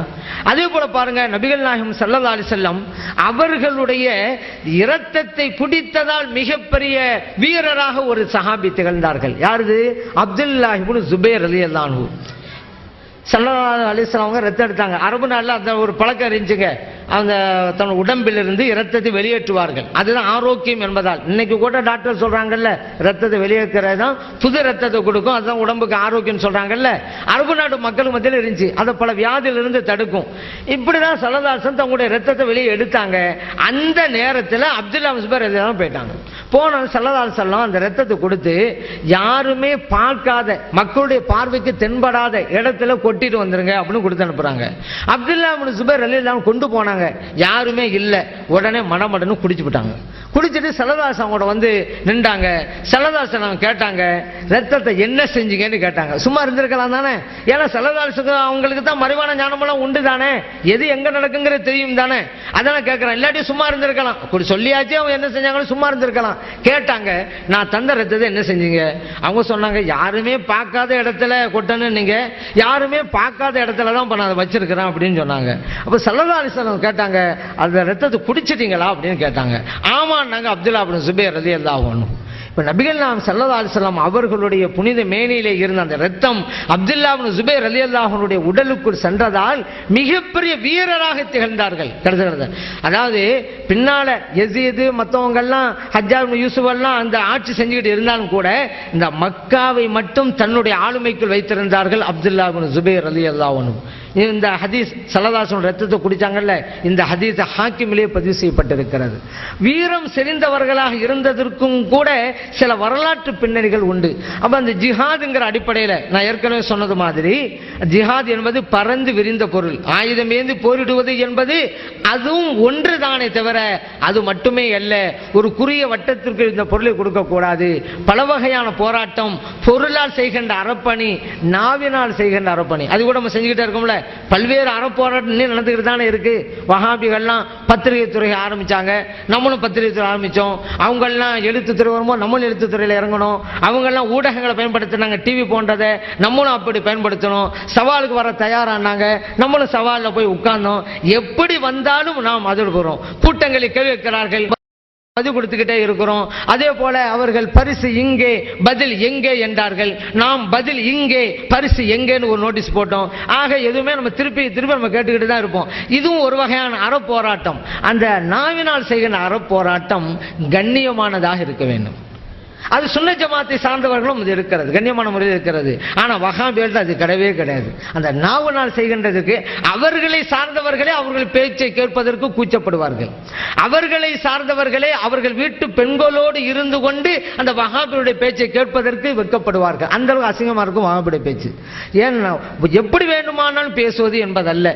ஒரு வார்த்தை வெல்லும், இன்னொரு வார்த்தை கொல்லும். நம்முடைய வார்த்தையில் பிறருடைய உள்ளங்களை வெல்ல வேண்டுமே தவிர யாருடைய உணர்வுகளையும் கொண்டு விடக்கூடாது. நம்முடைய பேச்சு பிறரை பண்படுத்தட்டும், யாரு உள்ளங்களையும் புண்படுத்த வேண்டாம். ஏனென்றால் 6 அங்குலம் கூட இல்லாத நாவு தான் 6 அடி மனிதனையே வீழ்த்தி விடுகிறது. அதனாலதான் யோசிச்சு பேசுங்க அப்படிங்கிறது. பேசிட்டா அப்புறம் வாபஸ் வாங்கவே முடியாது. அலி ரலியல்லாஹு சொல்றாங்கல்ல, 3 நம்மளை விட்டு போனா போனேதான், திரும்பி வராது.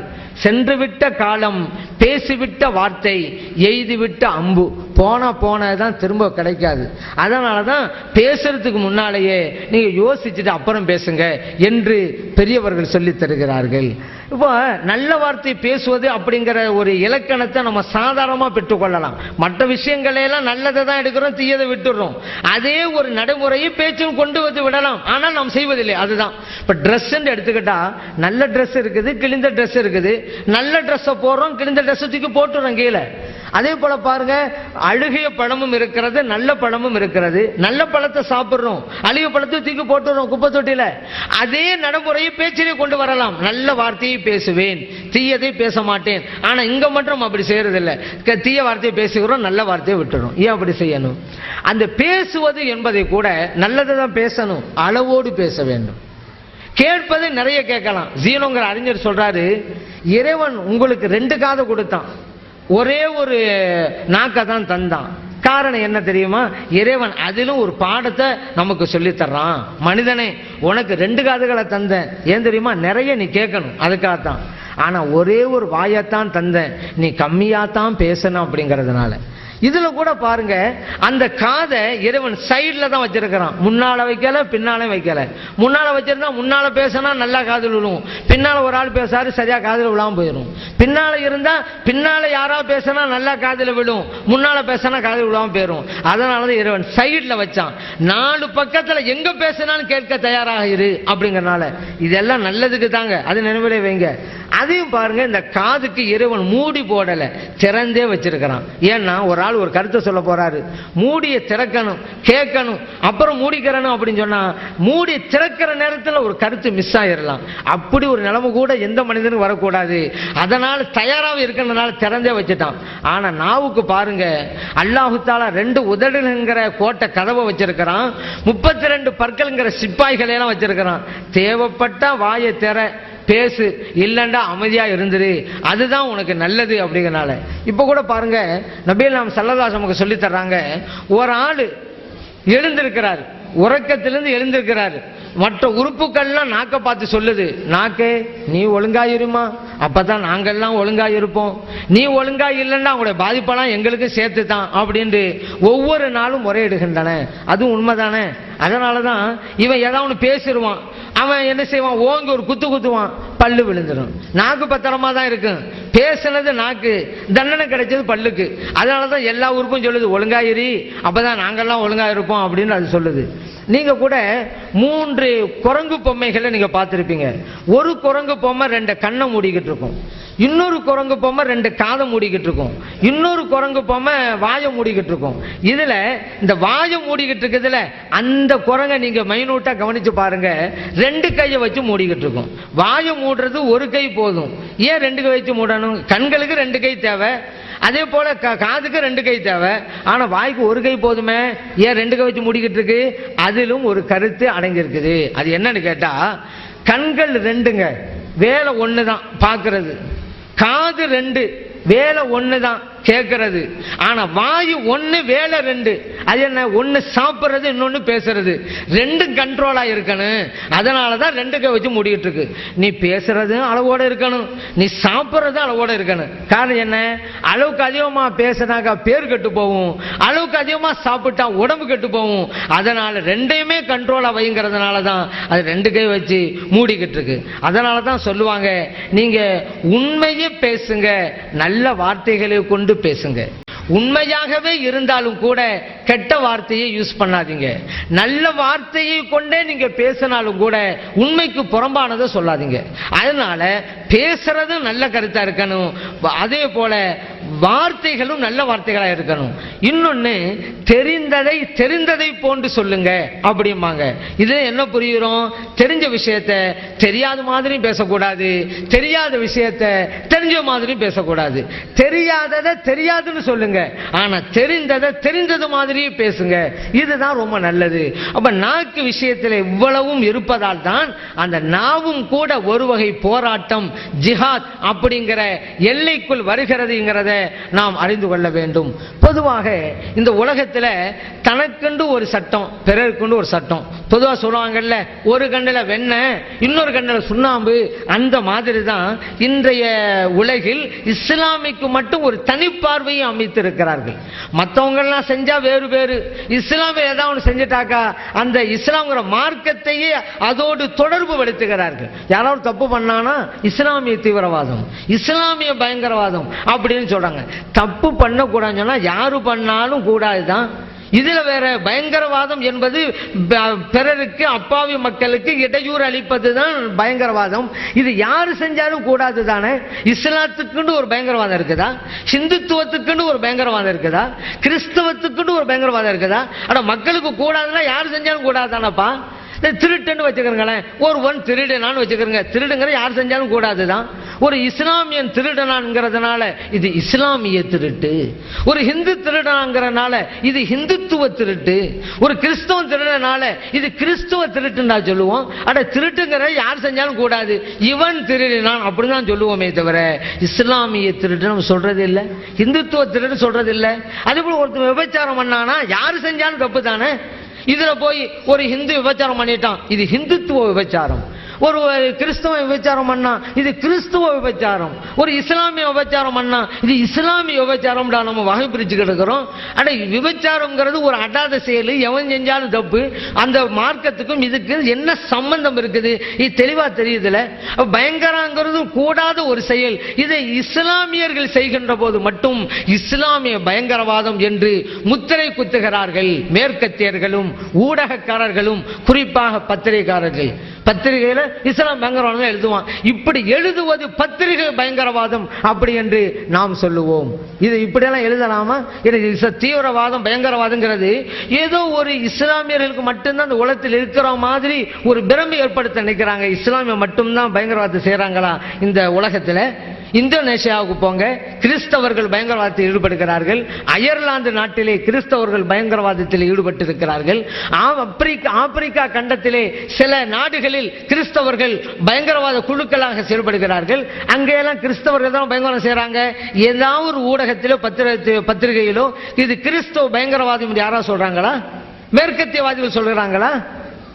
அதே போல இந்துக்களும் பயங்கரவாதத்தில் ஈடுபடுகிறாங்களா? இல்லையா? ஆந்திராவில் நக்சலைட்டுகள் இந்துக்கள் தானே, அஸ்ஸாமில் அல்பா தீவிரவாதிகள் இந்துக்கள் தானே, இலங்கையில விடுதலை புலிகள் இந்துக்கள் தானே.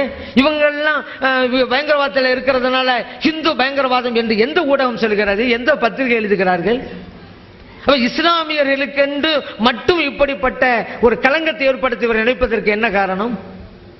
இஸ்லாம் மேல ஏதாவது ஒன்று செய்யணும். இஸ்லாக்கு எதிரான போரை தொடுத்து கொண்டிருக்கிறார்கள். அதோட வெளிப்பாடு தான் இது.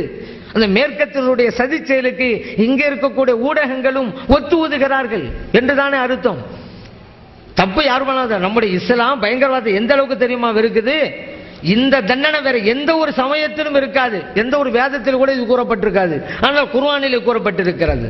இன்னமா ஜஸாஉல் லதீன யுஹாரிபூன அல்லாஹ வ ரசூலஹு, இறைவனோடும் இறைத்தூதர் ஸல்லல்லாஹு அலைஹி வஸல்லம் அவர்களோடும் போரிடுகிறார்களே அவர்களுக்கு தண்டனை என்ன? வயஸ்அவுன ஃபில் அர்தி ஃபஸாதன், இந்த பூமியிலே குழப்பத்தை தோற்றுவிக்கிறார்களே அவர்களுக்கு கூலி என்ன? இறைவன் சொல்றான், அயுகத்தலு, கொல்லப்பட வேண்டும். இப்படிப்பட்டவர்கள் பூமியில குழப்பத்தை உண்டு பண்றாங்களே, மற்றவங்களுக்கு இடையூறு அளிச்சுக்கிட்டு இருக்கிறாங்களே, அவர்கள் கொல்லப்பட வேண்டும். அவ் யுஸ்லபு, அல்லது சிலுவையில் அறையப்பட வேண்டும், அல்லது அவர்களுடைய கை துண்டிக்கப்பட வேண்டும், கால்கள் துண்டிக்கப்பட வேண்டும். மின் ஹலாஃபின், மாறுகால் மாறுகை வெட்டப்பட வேண்டும். இறைவன் சொல்றான், துகத்த ஐதீஹிம் அர்ஜுலுஹும். அடுத்து சொல்றான், அவ் யுன்ஃபா ஃபில்லாரா, அல்லது அவர்கள் நாடு கடத்தப்பட வேண்டும். இந்த நாள் இருக்கக்கூடாது, வெளிநாட்டுக்கு ஆள் அனுப்பி விட்டுறணும். இப்படியெல்லாம் தண்டனை வழங்க வேண்டும் என்று வசனம் சொல்லுகிறது, இஸ்லாமுக்கு சொல்லுகிறது. இஸ்லாம் வேதம் கூறுகிறது. யாருக்கு? பயங்கரவாத செயலில் ஈடுபடக்கூடியவர்களுக்கு. அப்படிப்பட்ட இஸ்லாமிய மார்க்கத்தை பயங்கரவாதத்தோடு தொடர்பு படுத்தலாமா? யாரோ ஒருவர் செய்கிறார்கள் என்பதால இந்த உலகத்திலே மிகப்பெரிய மார்க்கத்தில் இரண்டாவது இடத்தை பெற்றிருக்கிறது இஸ்லாம். பெரும்பாலும் மக்கள் அமைதியை விரும்புகிறார்கள், மனித நேயத்தை தான் அவர்கள் கடைபிடித்து வருகிறார்கள்.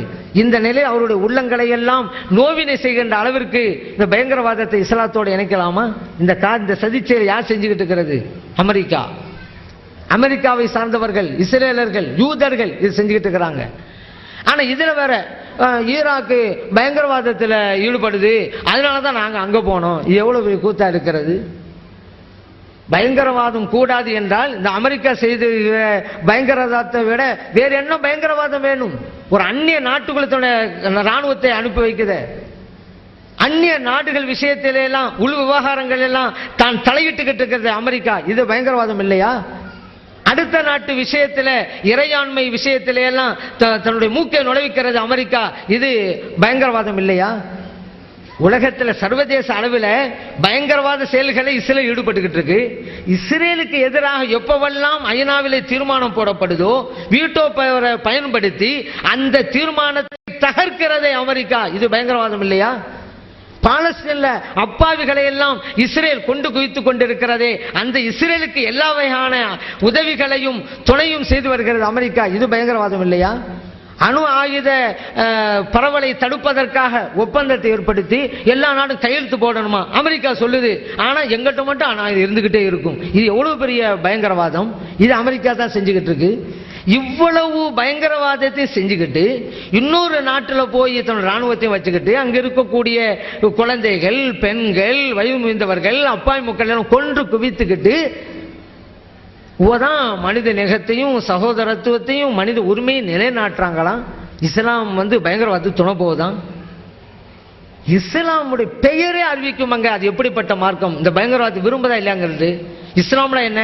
சாந்தி, சமாதானம், அமைதி. பேரே சொல்கிறது பயங்கரவாதத்துக்கும் இஸ்லாத்துக்கும் சம்பந்தம் இல்லை என்று. இஸ்லாமுக்கும் பயங்கரவாதத்திற்கும் தொடர்பு என்றால் பாலுடைய நிறம் கருப்புன்னு சொல்ற மாதிரி இருக்குது, தேனுடைய சுவை கசப்புன்னு சொல்ற மாதிரி இருக்குது. இப்படி அவனா சொன்னாக்கா அவன் அறிவான ஒப்புக்கொள்வோமா? எல்லாருக்கும் தெரிஞ்ச விஷயத்தை தெரியல தான் நினைப்போம். இஸ்லாம் விஷயத்திலே இவர்கள் இப்படித்தான் நடைபெற்று கொண்டிருக்கிறார்கள். காரணம் என்ன? பொதுவாகவே மக்களுக்குள்ள ஒரு சிந்தனை இருக்குதுங்க. என்னன்னு கேட்டா, ஒரே செயல் தான், அதை தனக்கு வேண்டியவங்க செஞ்சாக்க ஒரு பேரை கொடுப்பாங்க, தனக்கு வேண்டாதவங்க செஞ்சா இன்னொரு பேரை கொடுப்பாங்க. ஒரு ஆள் வேக வேகமாக செயல்பட்டுக்கிட்டு இருக்கிறான்னு வைங்களேன், அவர் தனக்கு வேண்டியவராக இருந்தா சரியான சுறுசுறுப்புங்க அவருக்குமாங்க. அவருக்கு தனக்கு வேண்டாதவன்னு வச்சுக்கிறேங்க, சரியான அவசர புத்திக்காரன் அப்படிம்பாங்க. செயல் ஒன்று தான்.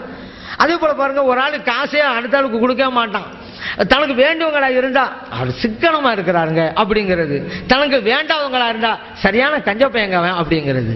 அதே போல பாருங்க, ஒருத்தன் அடுத்தவங்க பேசாம மும்மண்டு இருப்பான்னு வச்சுக்கிறோங்க, தங்களுக்கு வேண்டியவங்களா இருந்தாக்கா அவர் அமைதியான குணங்க அப்படிங்கிறது, தனக்கு வேண்டாதவங்களா இருந்தா சரியான உம்மனா மூஞ்சி அப்படிங்கிறது. ஏன்னா உங்களுக்கு பிடிக்கலன்னு அப்படி சேட்டும். பொதுவாக எந்த எடைக்கல்லால் ஒரு பொருளை விற்கிறோமோ அதே எடைக்கல்லால் தான் வாங்கவும் வேண்டும். வாங்குவதற்கு ஒரு தராசு, விற்பதற்கு ஒரு தராசா? மாமியார் உடைத்தால் மண்குடம், மருமகள் உடைத்தால் பொன்குடமா? கோமகனுக்கு ஒரு நீதி, குடிமகனுக்கு ஒரு நீதியா? சட்டம்னா எல்லாருக்கும் ஒன்னா தானங்க இருக்கணும். அது என்ன, ஒரு தப்பு நடந்துட்டா உடனே செப்டம்பர் 11 அது உடனே இஸ்லாமிய பயங்கரவாதங்கிறது. அப்ப இன்னைக்கு ஈராக்கில் ராணுவ தலைச்சு 1000 மக்களை கொண்டு குவித்துக் கொண்டிருக்கிறதே அமெரிக்க ராணுவம், இதுக்கு என்ன பேர் கொடுக்கிறது? அப்ப ஜிஹாத் சொன்னாக்கா ஒரு தவறான அர்த்தத்தை இஸ்லாத்துல குர்ஆன்ல ஜிஹாத் பத்தி சொல்லப்பட்டிருக்கு, அதனால இப்படி செய்யறாங்க. ஒரு தவறான ஒரு பொருளை மக்களுக்கு மத்தியிலே பரப்புவதற்கு இவர்கள் விரும்பி கொண்டிருக்கிறார்கள். அதற்கு நாம் இடம் தரவே கூடாது.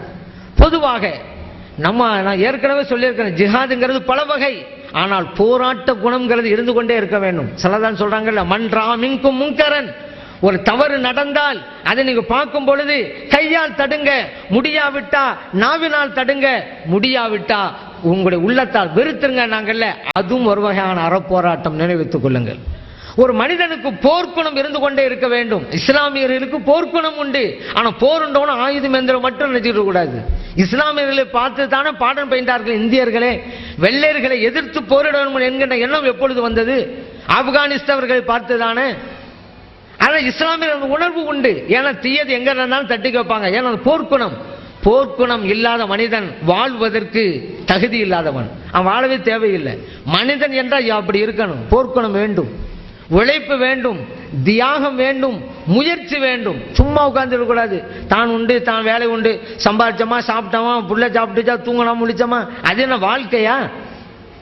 சமூகத்தை பாருங்கள், அடுத்த வீட்டை பாருங்கள், வீதியை பாருங்கள். நம்மால் என்ன செய்ய வேண்டும், அந்த உணர்வு வர வேண்டும். நம்மளாம் ஒற்றுமையா இருந்தா இன்னைக்கு இடஒதுக்கீடு பத்தி இப்படி அழுதுகிட்டு இருக்கானு, பிச்சை கேட்கிறான், பிச்சை கேட்கறன்னு சொல்றாங்க. உரிமையை கேட்கிற இடத்துல பிச்சை கேட்கிறாங்கிறாங்க. நாம ஒற்றுமையாக இல்லை. அதனால்தான் நாம் பெற வேண்டிய உரிமைகளை இழந்து நின்று கொண்டிருக்கிறோம். தியாகம் வேண்டும், உழைத்துக் கொண்டே இருக்க வேண்டும். சுட்டும் வரைதான் சூரியன், சுற்றும் வரை பூமி, உழைக்கும் வரை, தியாகம் செய்யும் வரைதான் மனிதன். ஒரு விதையை இழந்துதான் ஒரு மரத்தை பெற முடியும். சில கற்களை மண்ணுக்குள் போட்டு புதைக்க வேண்டும், அவைகளை இழந்துதான் ஒரு கட்டடத்தை பெற முடியும். ஒன்றை இழந்து இன்னொன்றை பெற வேண்டும். துணிந்து விதை விதைத்தால் தான் நிமிர்ந்து கனி பறிக்க முடியும் என்று சொல்வார்கள். அப்ப இதே என்ன வழங்குது? ஏதாவது செய்யணும், போராட்டம் வேண்டும், போர்க்குணம் இருக்க வேண்டும். நம்முடைய கோரிக்கைகளுக்காக, உரிமைகளுக்காக நாம் குரல் எழுப்ப வேண்டும். அப்பதான் நம்ம பெற முடியும். சும்மா இருந்தா எதுவும் நடக்காதுங்க. ஓடுகின்ற நதிக்குத்தான் ஜீவ நதி என்று பெயர். அதுதான் போகிற இடங்கள் எல்லாம் பசுமையை கொடுக்குது, கடைசியில கடல்ல போய் கலக்குது. நம்மளும் ஏதாவது சமூகத்திற்கு செய்ய வேண்டும். அப்பொழுதுதான் நன்மையை செய்ய முடியும், நம்முடைய இலக்கையும் அடைய முடியும். ஓடுகின்ற கடிகாரத்தை தான் மக்கள் பார்ப்பார்கள், அதுதான் காலத்தை காட்டும். ஓடாத கடிகாரத்தை யாரும் பார்க்கவே மாட்டாங்க. ஆனா கடிகாரம் ஓடிக்கிட்டே இருந்தா, அந்த முள்ளு ஓடிக்கிட்டே இருந்தாதான் கடிகாரம் நல்லா இருக்குதுன்னு அர்த்தம். நம்முடைய உடம்புல ரத்தம் ஓடிக்கிட்டே இருந்தாதான் உடம்பும் நல்லா இருக்குன்னு அர்த்தம். ஓடுற ரத்தம் நின்றுச்சுன்னா உடம்பு கெட்டு போச்சு, முடிஞ்சு போச்சுன்னு அர்த்தம். இயங்கிக் கொண்டே இருக்க வேண்டும். நம்ம தான் வேணாம், இறைவன் படைத்திருக்கிற மற்ற பிராணிகளை பார்த்தாவது நமக்கு அறிவு வரக்கூடாதா? நமக்கு உணர்வு வரக்கூடாதா? ஒரு முட்டைக்குள் இருக்கிற குஞ்சு இருக்குது பாருங்க, அந்த ஓட்டை கொத்தி கொத்தி உடைத்து கொண்டு தானே வெளியே வருது. சும்மா இருந்தா வெளியே வந்திருக்க முடியுமா? அதை பார்த்துமா நமக்கு பாடம் வரல? தேனியை பார்க்கிறோம், எறும்பை பார்க்கிறோம், எல்லாம் உதாரணமா சொல்லிக்கிட்டு இருக்கோம். ஏன் நடைமுறைக்கு வரல? போர்க்குணம் என்பதும் உணர்வுகள் என்பதும் இருக்க வேண்டும். வெறுமனே நம்ம உணர்வுகளுக்கு மட்டும் மதிப்பு அளிக்காமல் அறிவுக்கும் மதிப்பளிக்க வேண்டும். வெறும் உணர்ச்சிக்கு மட்டும் சொன்னால் அதுவும் தோல்வியை கொடுத்துரும். உணர்வு வேண்டும், அதை அறிவை பயன்படுத்தி அதை வெளிப்படுத்தி காட்ட வேண்டும். அதில் தான் வெற்றி இருக்கிறது. சரி, நம்ம ஒரு சில கோரிக்கைகள் வைக்கிறோம், நம்ம போர்க்குணத்தை கொள்றோம், போராட்டத்தில் ஈடுபடுறோம், தோல்விதான் நம்ம தயங்க தேவையில்லை. நம்முடைய செயலுக்கு இறைவனோட மதிப்பு இருக்கிறது, நன்மை இருக்கிறது. அதெல்லாம் நம்ம கலங்க தேவையே இல்லை. சரி, நம்முடைய வேலை என்ன? வேலை செஞ்சுட்டே இருக்க வேண்டியதுதான். கூலி தருவது இறைவன், அதுக்கு நான் பிரதிபலன் கிடைக்கும். சில கட்டங்களில் தோல்விதான் நமக்கு வெற்றிக்குண்டான ஒரு பாடமாகவே அமையும். சில தடை கற்கள் கூட நம்முடைய வெற்றி படிக்கட்டுகளாக நம்மால் மாற்றிக்கொள்ள முடியும். அப்படி செய்ய முடியுங்க. ஆனா நம்மள நிறைய பேர் எப்படி தெரியுமில்ல, வெளிப்படை தான் பார்ப்பாங்க. ஒரு ஆள் 10 தடவை கீழே விழுந்தான்னு வச்சுக்கிறோங்களேன், 10 தடவை விழுந்து விட்டான் அப்படிதான் நினைப்பாங்க. அப்படிதான் நம்ம சொல்றோம், குறை சொல்றோம். யாரு தெரியுமில்ல, 10 தடவை கீழே விழுந்துட்டானேங்க. ஆனா இந்த 10 தடவை அவன் கீழே விழுந்தான்ல, 10வது தடவை விழுந்த போது பூமி அவனை முத்தமிட்டு சொன்னது, 9 தடவைகள் எழுந்தவன் நீதானே என்று கேட்டது. 9 தடவை எழப்போய் தானங்க 10வது தடவை விழுந்தான். நம்ம 9 தடவை எழுதானேன்னு பார்க்க மாட்டேங்கிறோம், 10 தடவை விழுந்துடான்னு தான் பார்க்கிறோம். விழுவது தவறு இல்ல, எழாமல் இருப்பது தான் தவறு. விழுவுறது இயற்கை, எழாம தான் இருக்கக்கூடாது. எழாமல் இருந்தால் தான் தவறு. அப்ப இளைஞர்களும் ஏதாவது செய்ய, நல்ல காரியத்தை செய்யணும். செய்ய சொல்லிவிட்டாங்க, அதனால அவரை தாக்கி நான் நோட்டீஸ் போடுவேன், இவரை தூக்கி நான் நோட்டீஸ் போடுவேன், அந்த வேலையை செஞ்சு கொடுவேன், அது பாவம் தான் வரும். நல்லதை செய்ய வேணும். 4 பேருக்கு என்ன நல்ல காரியம் நடக்கும், 4 பேர் உள்ளத்தை எப்படி நம்ம மகிழ்விக்கலாம், அப்படி யோசிக்கணும். சில பேர் நானும் செயல்பட செல்லுஞ்சண்டி 4 பேர் உள்ளத்தை நோகடிக்கிறது, பெரியவங்களை உள்ளத்தையெல்லாம் சாகடிக்கிறது. இதைத்தான் சில பேர் செஞ்சுட்டு இருக்காங்க. நோய் அந்த இமாமை குறை சொல்வது, இந்த இமாமை குறை சொல்வது, நோட்டீஸ் போட்டுக்கிட்டு எல்லாருடைய உள்ளங்களுடைய வேதனைகளும் கட்டு வாங்கிட்டு இருக்கிறது. அப்படி இருக்கக்கூடாது, அதுக்கு சும்மாவே இருந்துடலாம். ஆனா இன்னைக்கு சில இளைஞர் சும்மா தான் இருக்கிறாங்க. ஒரு இளைஞர் கேட்டு நீங்க என்னங்க செய்றீங்க, சும்மா தான் இருக்கிறேன். இன்னொரு இளைஞர் நீங்க என்னங்க செய்றீங்க, சும்மா தான் இருக்கிறேன். இன்னொரு இளைஞர் மட்டும் கொஞ்சம் வித்தியாசமா சொன்னாரு, நான் எங்க வாப்பாவுக்கு துணையா இருக்கிறேன் அப்படின்றாரு. உங்க வாப்பா என்னங்க செய்யறாரு, சும்மா தான் இருக்கிறாரு அப்படின்றாரு. சும்மா இருக்கிற வாப்பாக்கு ஒரு துணையா இருக்கிறாராம். இப்படி நிறைய பேர் இருக்கிறாங்க. இன்னும் சில பேர் அப்படித்தான் இருக்கிறாங்க. ஒரு பையனை கூப்பிட்டு வர கேட்டாரு, என்னப்பா உங்க வீட்டு குடும்பமெல்லாம் எப்படி ஓடுது அப்படின்னு கேட்டாரு. அவன் சொன்னா, நான் பீடி சுத்துறாங்க, எங்க அக்கா நூலு சுத்துது, அதை வச்சு எங்க குடும்பம் ஓடிக்கிட்டு இருக்குன்னு. அப்ப இவர் கேட்டாரு, உங்க வாப்பா என்னடா செய்யறாரு, அவர் ஊர் சுத்துறாரு அப்படிங்கிறான். இப்படி சில பேர் இருக்கிறாங்க. சின்னவங்களும் பெரியவங்களும் சரி, வேலை செய்யாமல் இருக்கக்கூடாது, நல்லது செய்ய வேண்டும். நமக்காக மட்டுமல்ல, சமூகத்திற்காக செய்ய வேண்டும். அதுதான் உண்மையான ஜிஹாத். அப்படிப்பட்ட ஜிஹாதை செய்கின்ற அறப்பணியை பலதும் நிறைவேற்றுகின்ற நல்ல தௌஃபீக்கை எல்லாம் வல்ல இறைவன் நமக்கு வழங்கியருள்வானாக. ஆமீன். வல்ஹம்துலில்லாஹி ரப்பில் ஆலமீன் என்று பிரார்த்தனை செய்து வாய்ப்பளித்த நல்லவர்களுக்கு நன்றி சொல்லி விடைபெறுகிறேன். அஸ்ஸலாமு அலைக்கும் வரஹ்மத்துல்லாஹி வபரகாத்துஹு.